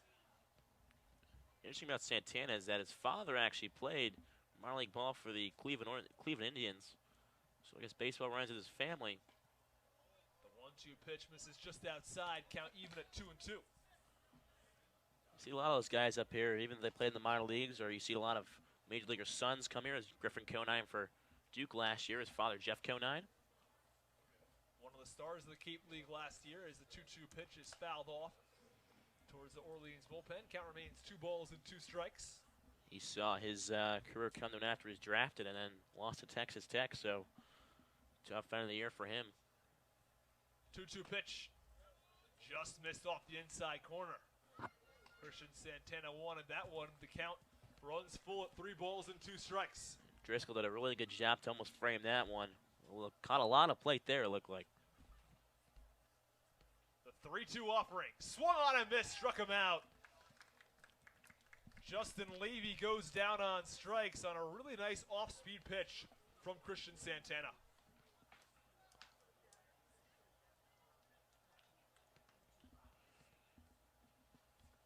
As I said before, even though Santana has a 5.79 ERA, he's got swing and miss stuff. We're only hitting 204 off him this year, even though ERA is a little north of 5. I mean, he also strikes out more than a batter per inning, which is pretty strong.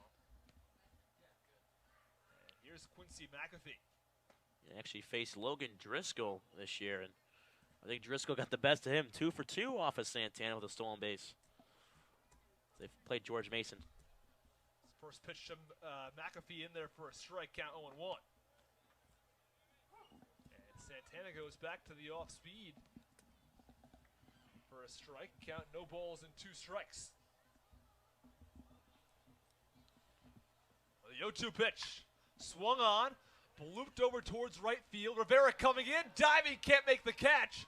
And now rounding first and headed to second base is Quincy McAfee. And it's going to be a double for McAfee. Rivera came in, tried to make a diving play on the ball, Number 4, the but it designated got hitter by him. from St. Mary's. And there's a runner on second with 2 outs for the Orleans Firebirds. Yeah, I almost expected to make that catch. Out of all the defensive plays we've seen today, I was like, oh, we got another one coming, a web gem in right field, but unable to come up with it, unfortunately. Runner on second, 2 outs, 2-2 game on the top of the 7th. Here's Kevin Milam. And this one gets away from the catcher Driscoll. And there's a runner on third now with 2 outs. Only 90 feet from taking the lead now, so anything in the dirt, you know, he'll be looking. He may go towards home. Might get away. So Driscoll's got to be like a cat back there now and just stop everything. Milam steps back into the right-hander's batter's box. The 1-0 pitch. In there for strike 1. He goes with the high heat.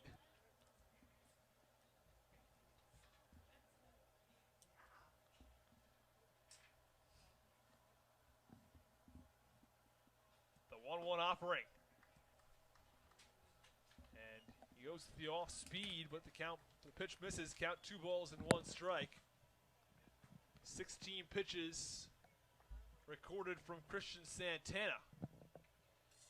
2-1 pitch is fouled off by Milam, and the count goes to 2 balls and 2 strikes.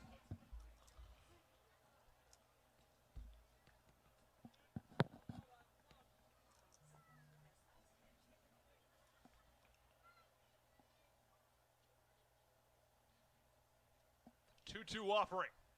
Swung on and chopped over towards short. Morris Fields throws across the diamond for the final out.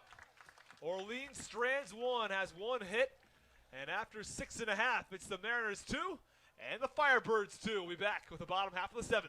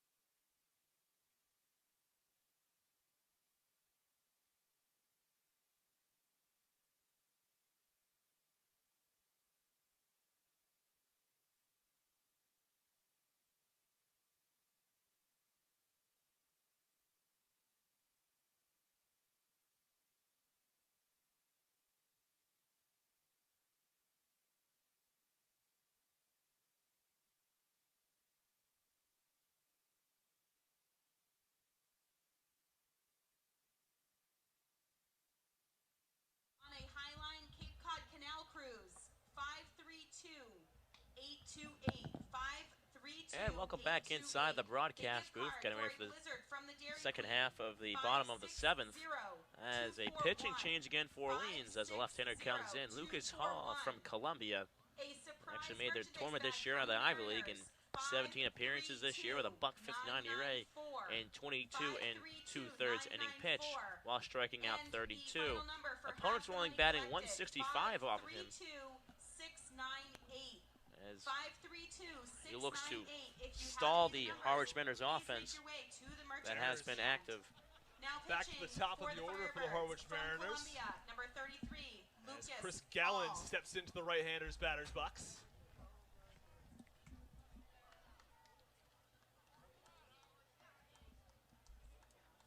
Pitch from Hall. Swung on and missed from Gallen. Count 0-1. Number 4, Chris Gallen. 2-2 game from White House Field. Bottom half of the seventh inning.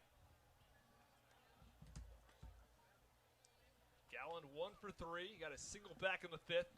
Struck out in the third and grounded a second back in the first inning. 0-1 pitch misses low. Count 1 ball and 1 strike.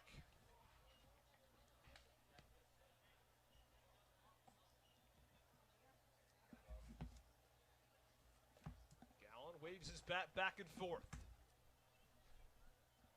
The 1-1 offering swung on and missed. The count 1 ball and 2 strikes to the leadoff hitter.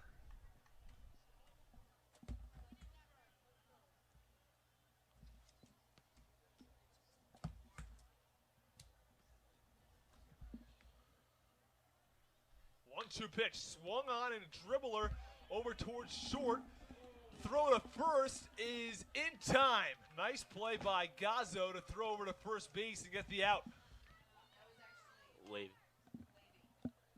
doing a great job over there. I mean, that was a tough play on the run. He threw across his body and somehow got him. I mean, we're seeing great type of defensive plays by both sides tonight. One out in the bottom half of the seventh inning.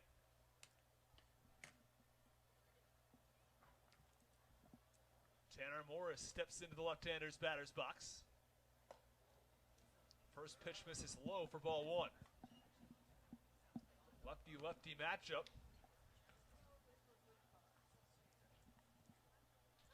For Hall versus Morris.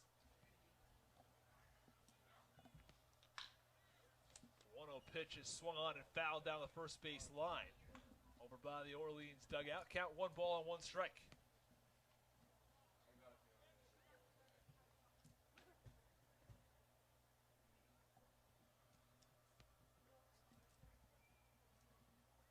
Hall comes to the set. 1-1 pitch is swung on and a line into right center field. Hails back over towards center, and White makes the catch on the run. Yeah, we've seen Morris really put some great wood out on the bat. I mean, it's another driven ball he's driven out there, but unable to find some room out there. Gabe Rivera. Yeah, really solid piece of hitting from Tanner Morris. Nice play on the run for White.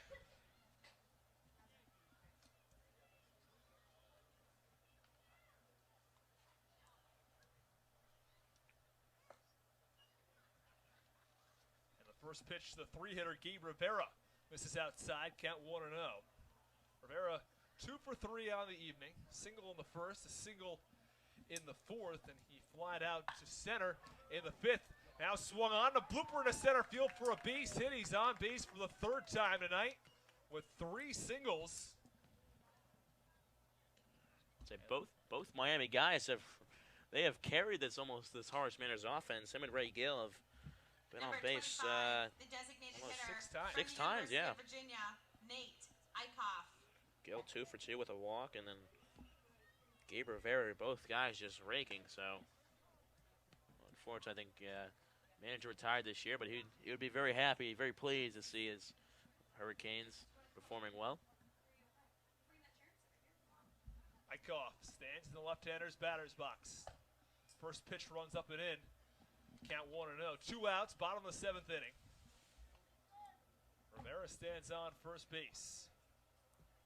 2-2 game from White House Field.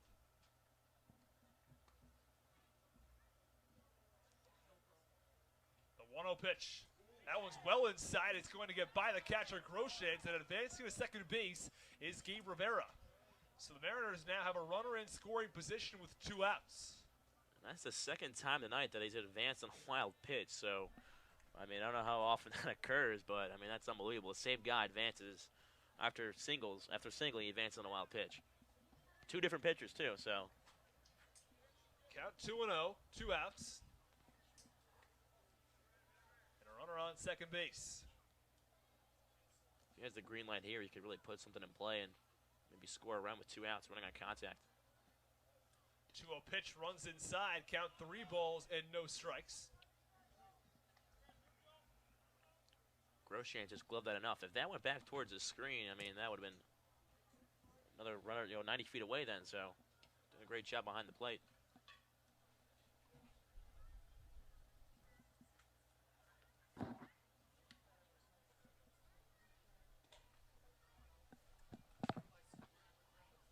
The 3-0 offering from Hall. Right down the middle for strike 1. Yeah, it looked like he was taken all the way there.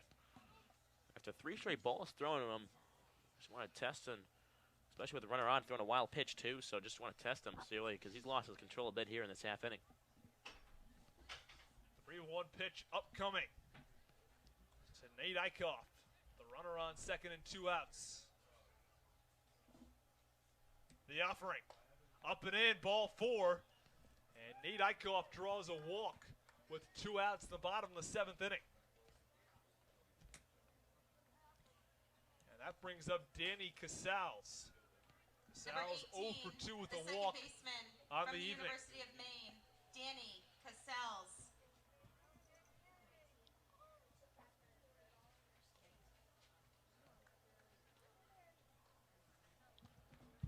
Have had production Pinch from running for really Eichhoff every at part of first this base, order. number 19 from Iowa, Ben Norman. Pinch runner coming in, Ben Norman. Pinch runs for Nate Eichhoff. As I was saying, they're finding production from nearly every part of their order.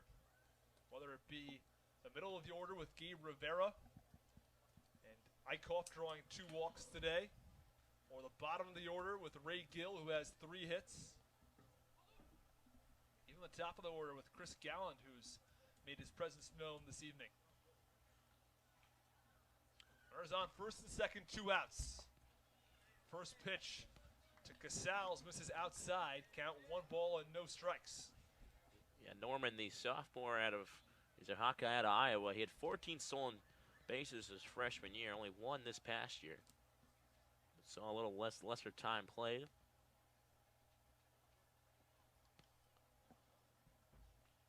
Maybe try to get some speed out on the bases. 1-0 pitch, misses upstairs. Count 2 balls and no strikes to Danny Casals. And you mentioned the control issues from Hall after walking Eichhoff. He now is behind in the count. 2 balls and no strikes to Danny Casals. 2-0 offering. Runs inside. The count 3 balls and no strikes. And there is no action down in the Orleans bullpen, so Kelly saying, this is my guy. He's going to give me this last out, even though he's lost his control just a bit over the last 2 hitters. I'd fully expect Casals to take on 3-0. Here's the offering. Outside, ball 4. Bases loaded for the Harwich Mariners with 2 outs. I would think Jamie Quinn would come out, and it looks like meeting at the mound. Nicholson's actually coming out instead. For the Orleans Firebirds. They're going to go to the bullpen. So with 2 outs in the bottom of the 7th inning, and the bases loaded, it's 2-2 from Harwich. We'll step aside. We'll be back with a new pitcher.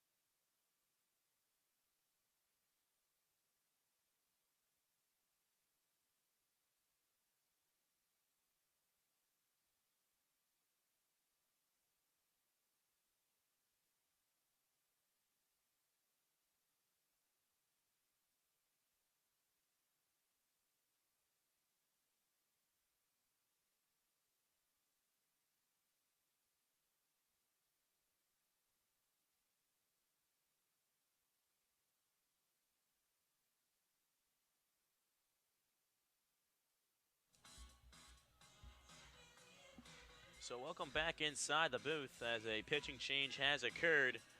And it is Kevin Kelly, the right-handed pitcher from James Madison. He made 14 appearances this year with 10 starts, went 2-3 and 61 1/3 with a 3.67 ERA and 69 strikeouts. He was a freshman All-American last season as he gets his first appearance on this young Cape League season. And he comes in quite a tough spot. Bases loaded for the Harwich Mariners with 2 outs. And coming up is Andre Lipsius, who doubled his last time up to deep left field, almost got out of here. And an opportunity for the Harwich Mariners to get back in this game, or take the lead, excuse me, as the game is tied at 2-2. Number 13, Andre Lipsius. So Andre Lipsius digs into the right-hander's batter's box.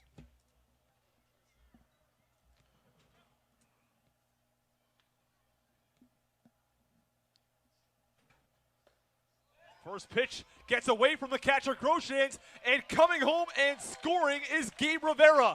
The Harwich Mariners take a 3-2 lead in the bottom of the 7th. We did not see a pitcher warm up down. That's what we said before. So unless so that might have been the factor there. Only throwing as many pitches as he did in warm up. So not exactly sure if how warm he was coming into the game. And just like that, a wild pitch gives the Harwich Mariners a 3-2 lead.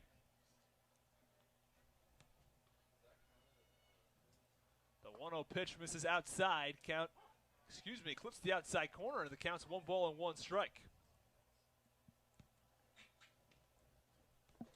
So Rivera moves 2 bases on 2 wild pitches. Unbelievable. I don't think I've ever seen that before.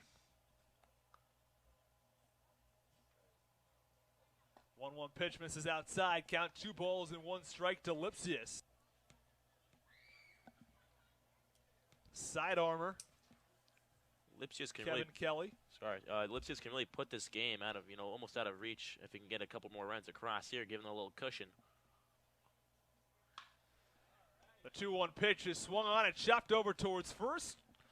Fielded at first by White. Step on the bag for the final out of the inning, but the Mariners score a run on a wild pitch and lead it 3-2. We'll head to the top of the 8th.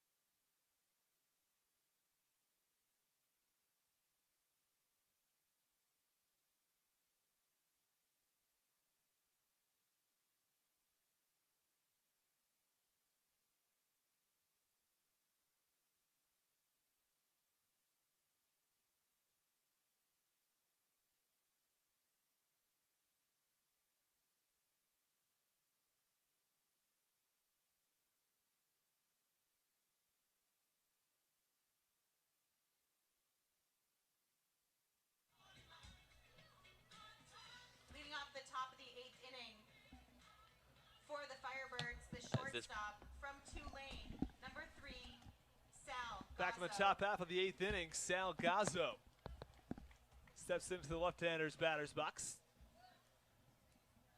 It's Christian Santana back out on the mound for the Harwich Mariners. First pitch to Gazzo misses low and outside. Count 1 ball and no strikes. Mariners on top of the Orleans Firebirds 3-2 in the top of the 8th. The 1-0 pitch in there for strike 1. Count even at 1 ball and 1 strike to Sal Gazzo.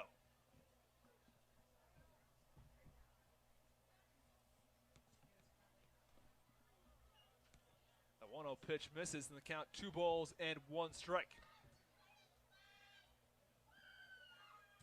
In the first inning of work from Santana, which was the 7th, he threw 18 pitches. as the 2-1 pitch is fouled off back to the backstop. Count even at 2-2.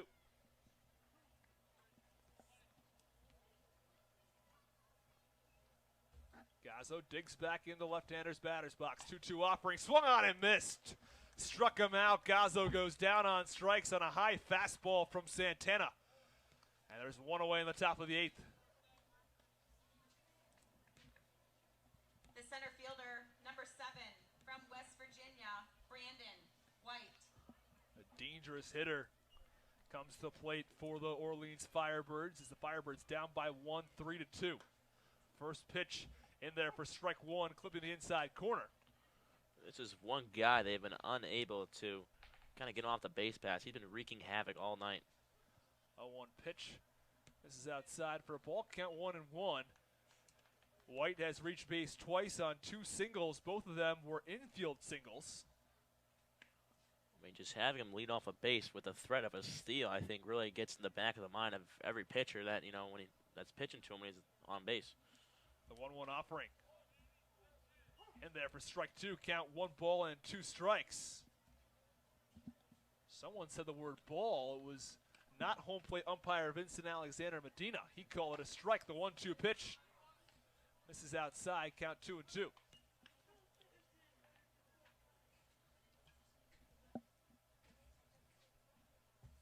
Base pass empty, 1 out. 2-2 offering, swung on and missed from Brandon White. He goes down swinging back-to-back strikeouts from Christian Santana.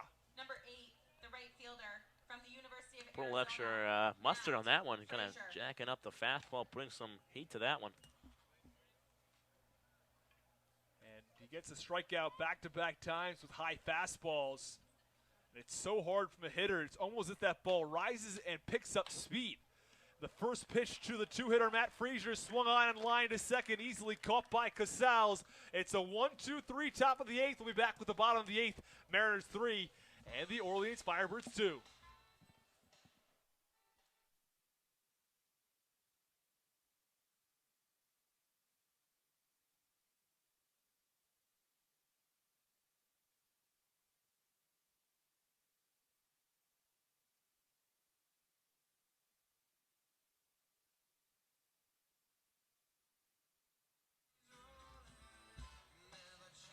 As this broadcast is brought to you by Chatham Bars Inn.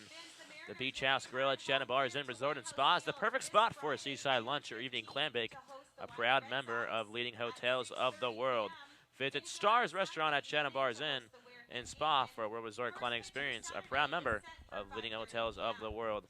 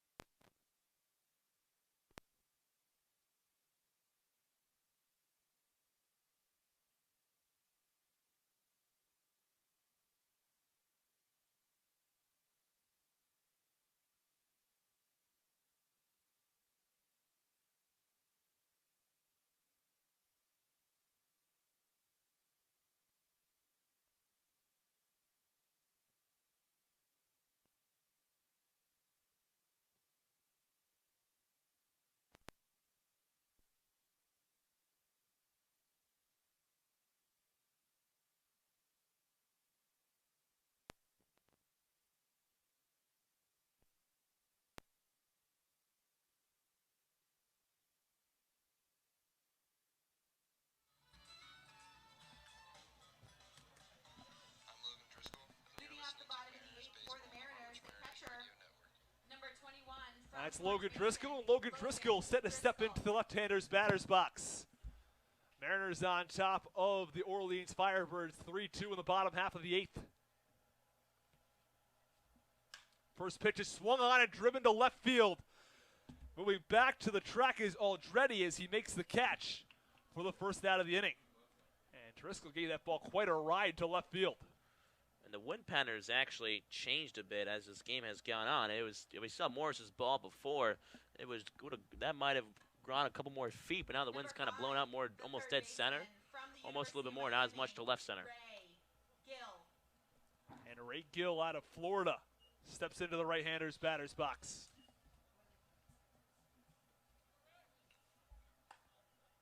First pitch to Gill misses outside from Kevin Kelly. Kelly came on with 2 outs in the bottom of the 7th inning. A wild pitch allowed Gabe Rivera to score, Ray Gill's teammate from third base, as the 1-0 pitch is in there for strike 1 from Kelly. 1-1 pitch. This is low. Count 2 balls and 1 strike. Gill has really put a lot of good at-bats at the plate tonight, and we're just seeing him really working the count on every pitcher he faces. I mean, talk about Brandon Wright wreaking havoc on us on the base pass. Talk about these 2 Miami Hurricanes. I mean, they're doing everything right now. Doing everything right.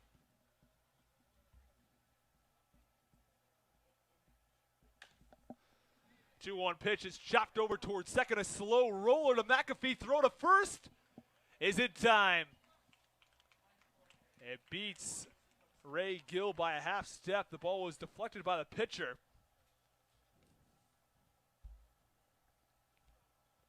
Kevin Kelly, and then it was over to second base where McAfee made a throw onto first. Just barely beat Ray Gill. So 2 away in the bottom half of the 8th inning. Mariners on top of the Firebirds 3-2. And the 9-hitter, Cam Thompson, steps up to the plate. The left-hander's batter's box and takes strike 1.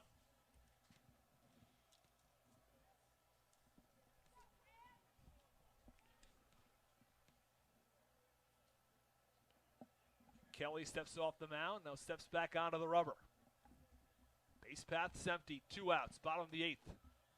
0-1 pitch, swung on, line to left field for a base hit. And the Mariners have a runner aboard with 2 outs. And it's back to the top of the order for the Mariners as Chris Galland steps into the right-hander's batter's box. The left fielder from Boston College, Chris Galland. At bat number 5 for Chris Galland. 9 hits for the Mariners. Put 3 runs on the board.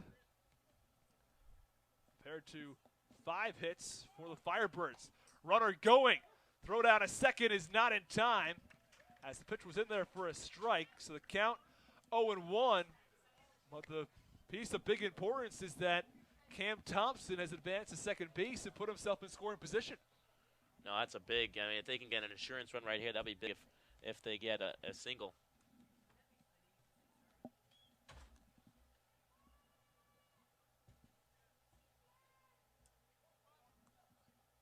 Normally, people think about Galland as the big speed threat for Harwich, but it's Cam Thompson who comes up with a big steal.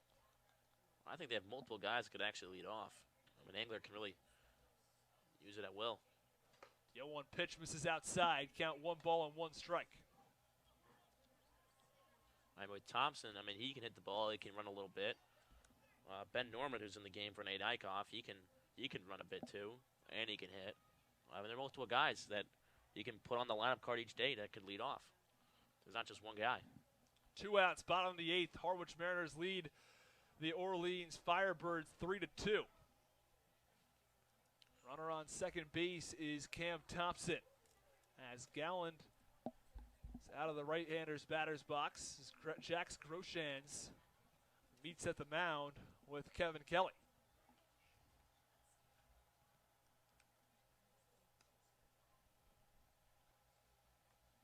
Groshans retreats back behind home plate.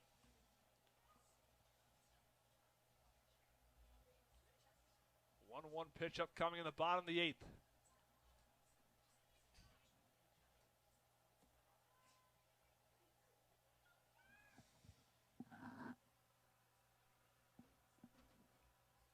The 1-1 pitch. This is low, clips the bottom part of the zone. The count 1 ball and 2 strikes. Spoke a little bit too soon there. Looked like it was a little bit low on outside, but home plate umpire Vincent Alexander Medina gives the benefit of the doubt to the pitcher Kevin Kelly. That's why he gets paid the big bucks down there. The 1-2 pitch misses low. The count 2 balls and 2 strikes. Delivery is a little bit deceiving from Kevin Kelly. As he goes Almost a sidearm, like sidearm pitcher. Darren O'Day type stuff going on here. Pitches right around halfway. Not quite one quarter like you see some guys go all the way submarine. As the pitcher Kelly steps off the mound and looks back. Cam Thompson at second base. Just makes it a little bit harder for batters to really kind of see the spin coming off the movement. 2-2 pitch is fouled off by Gallen. The count remains 2 balls and 2 strikes. But yet a lot of guys go into that almost sidearm just so they can get the move they want, whether on their two-seam fastball or off speed. So I guess whatever works. I don't mind it. Thompson leads off second. 2 outs. Bottom of the 8th inning. Mariners on top 3-2.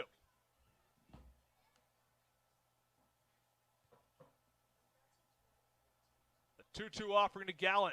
Swung on. Ground ball down the first base line. Trouble handling it is Wyatt. He'll toss to first for the out. Really nice job covering at first base by Kelly. And that'll do it for the bottom of the 8th inning. Gallen's speed almost got him a base hit. But at the end of 8, it is the Mariners 3. And the Firebirds 2 will be back with the top half of the 9th inning.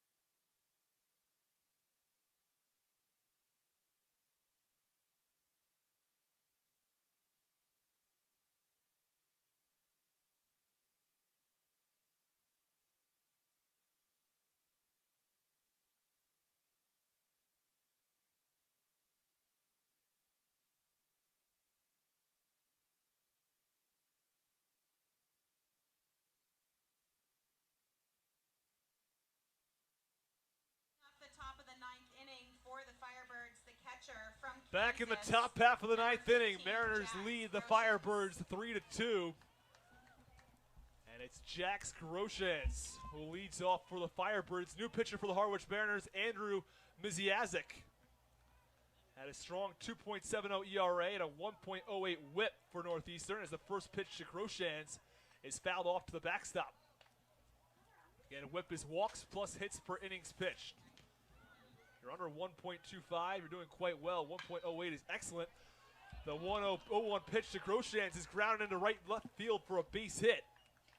So the leadoff man aboard for the Orleans Firebirds. It's the middle of the order, so it's not going to get any easier for Miziazik. The first baseman from Louisville, Logan Wyatt. Groshans has had himself quite a day. A single back in the 4th, a home run in the 6th, and a single to lead off the 9th. If you count his fielder's choice, then he's reached base practically every single at-bat. First pitch runs upstairs and inside on Logan Wyatt. And Wyatt's no easier to deal with than Jax Groshans. Wyatt had nearly a 500 on-base percentage this past year.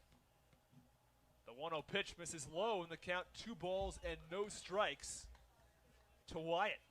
He also led the ACC in on-base percentage and doubles. He's an all-ACC first-team member, third-team All-American. Groshans leads off first. The 2-0 pitch comes upstairs and inside and hits Logan Wyatt. So runners on first and second with no outs in the top of the 9th inning.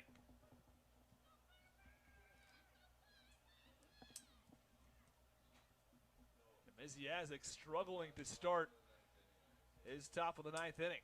And Logan Driscoll heads out to the mound to have a chat with Miziazik. Wants to just cool him down a little bit.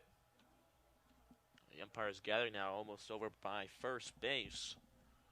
Don't know what they could be discussing. I don't think it was intentional or anything like that. So the only question possibly is, could that ball have hit the bat? Number 9, yeah, the left that's true. fielder from Arizona Of State, Wyatt while it ended up hitting him. Aldrete. And Aldrete looks like he's about ready to get into the right-hander's batter's box, but head coach Steve Englert of the Harwich Mariners goes out to the mound to have a chat with the pitcher for the Harwich Mariners, Andrew Miziazik.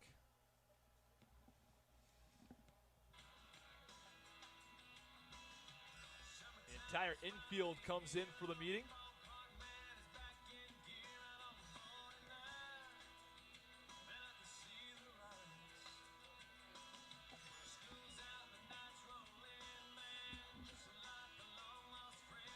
Coach Englert jogs back to the dugout.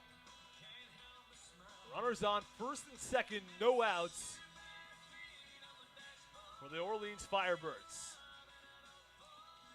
Grosjean's on second, Wyatt on first, and Carter Aldrete steps into the right-hander's batter's box.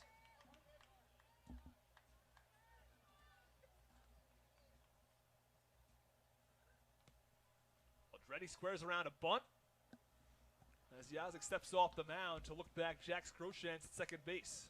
seems like they're going to try to run the real play here. See, I think first base is going to charge in. Might actually be able to get him at third if it's right at Lipschitz. Aldrete squaring around a bunt once more.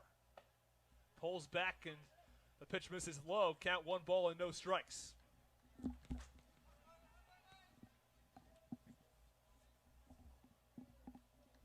Top of the 9th inning, it's the Mariners 3 and the Firebirds 2.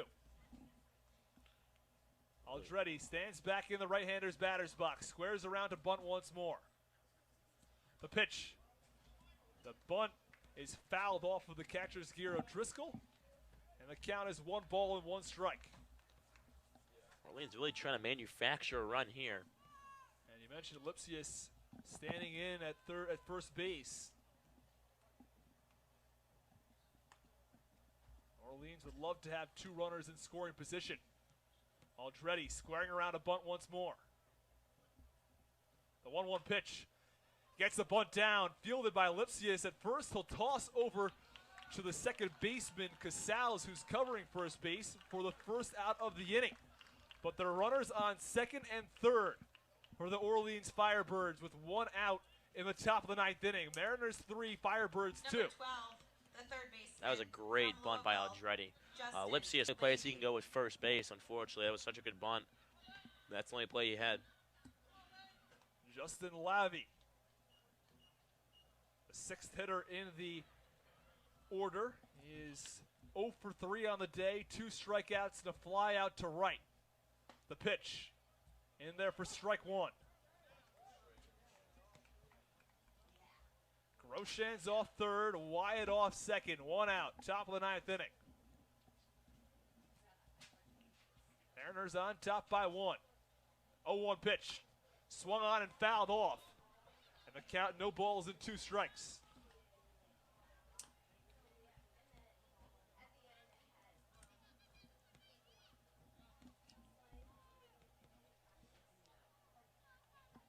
The infield playing back, looking like they're willing to concede the run. They don't want to allow a base hit through a hole that would score 2. That's, I'm guessing, why they're playing back. The 0-2 pitch misses outside. Count 1 ball and 2 strikes. Wouldn't be surprised to see Miziazik throw a couple pitches outside the zone, try to get a strikeout out of Lavey. The 1-2 delivery, swung on and missed, struck him out. Lavey goes down on strikes. And that is a timely strikeout now, as they're just 1 out away from getting on this jam. And here comes Number Quincy 5, McAfee. second baseman from Pepperdine. And that's the hat trick for The Levy. runners on second and third for the Orleans Firebirds. Mariners 3, Firebirds 2. McAfee stands in the right-hander's batter's box. Miziaza gets a sign from Driscoll.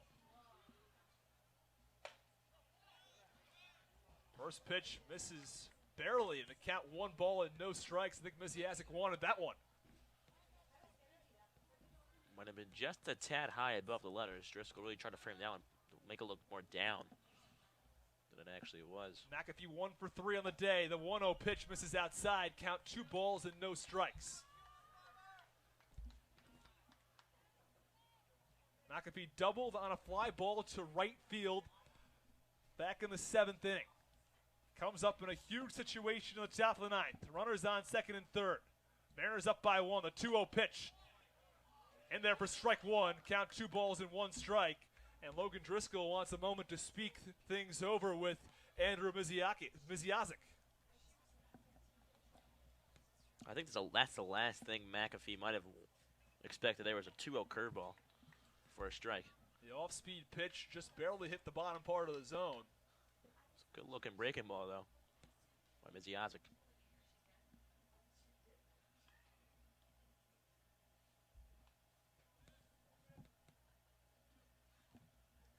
Two-one offering. In there for strike 2. Just clips the inside corner. Runners on second and third for Orleans. Mariners on top by 1, 3-2 in the top of the 9th. He's really locating those pitches really well. Those last 2 pitches right at the knees. The 2-2 pitch to McAfee. Inside, ball 3. And a full count to Quincy McAfee. That ball ran well inside. Almost clipped him. And they'll do it again. It'll be a payoff pitch upcoming to the 7-hitter, Quincy McAfee. Miziazic to the set.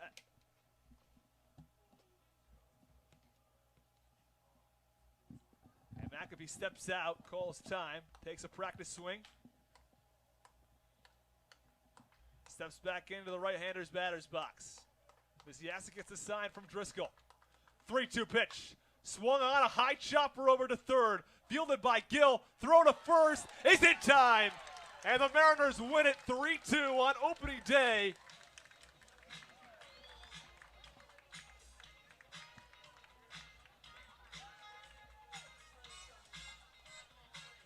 And what a great day from the Harwich Mariners pitching staff tonight. Fantastic start from Garrett Stallings. And after Stallings left, Christian Santana came in. 2 innings of work, allowed just 1 hit. No earned runs, and Miziazic ran himself into trouble. But he finished off this game and gets the save. So the Harwich Mariners take this one over the Orleans Firebirds 3-2. And Thomas, what were your thoughts on tonight's game?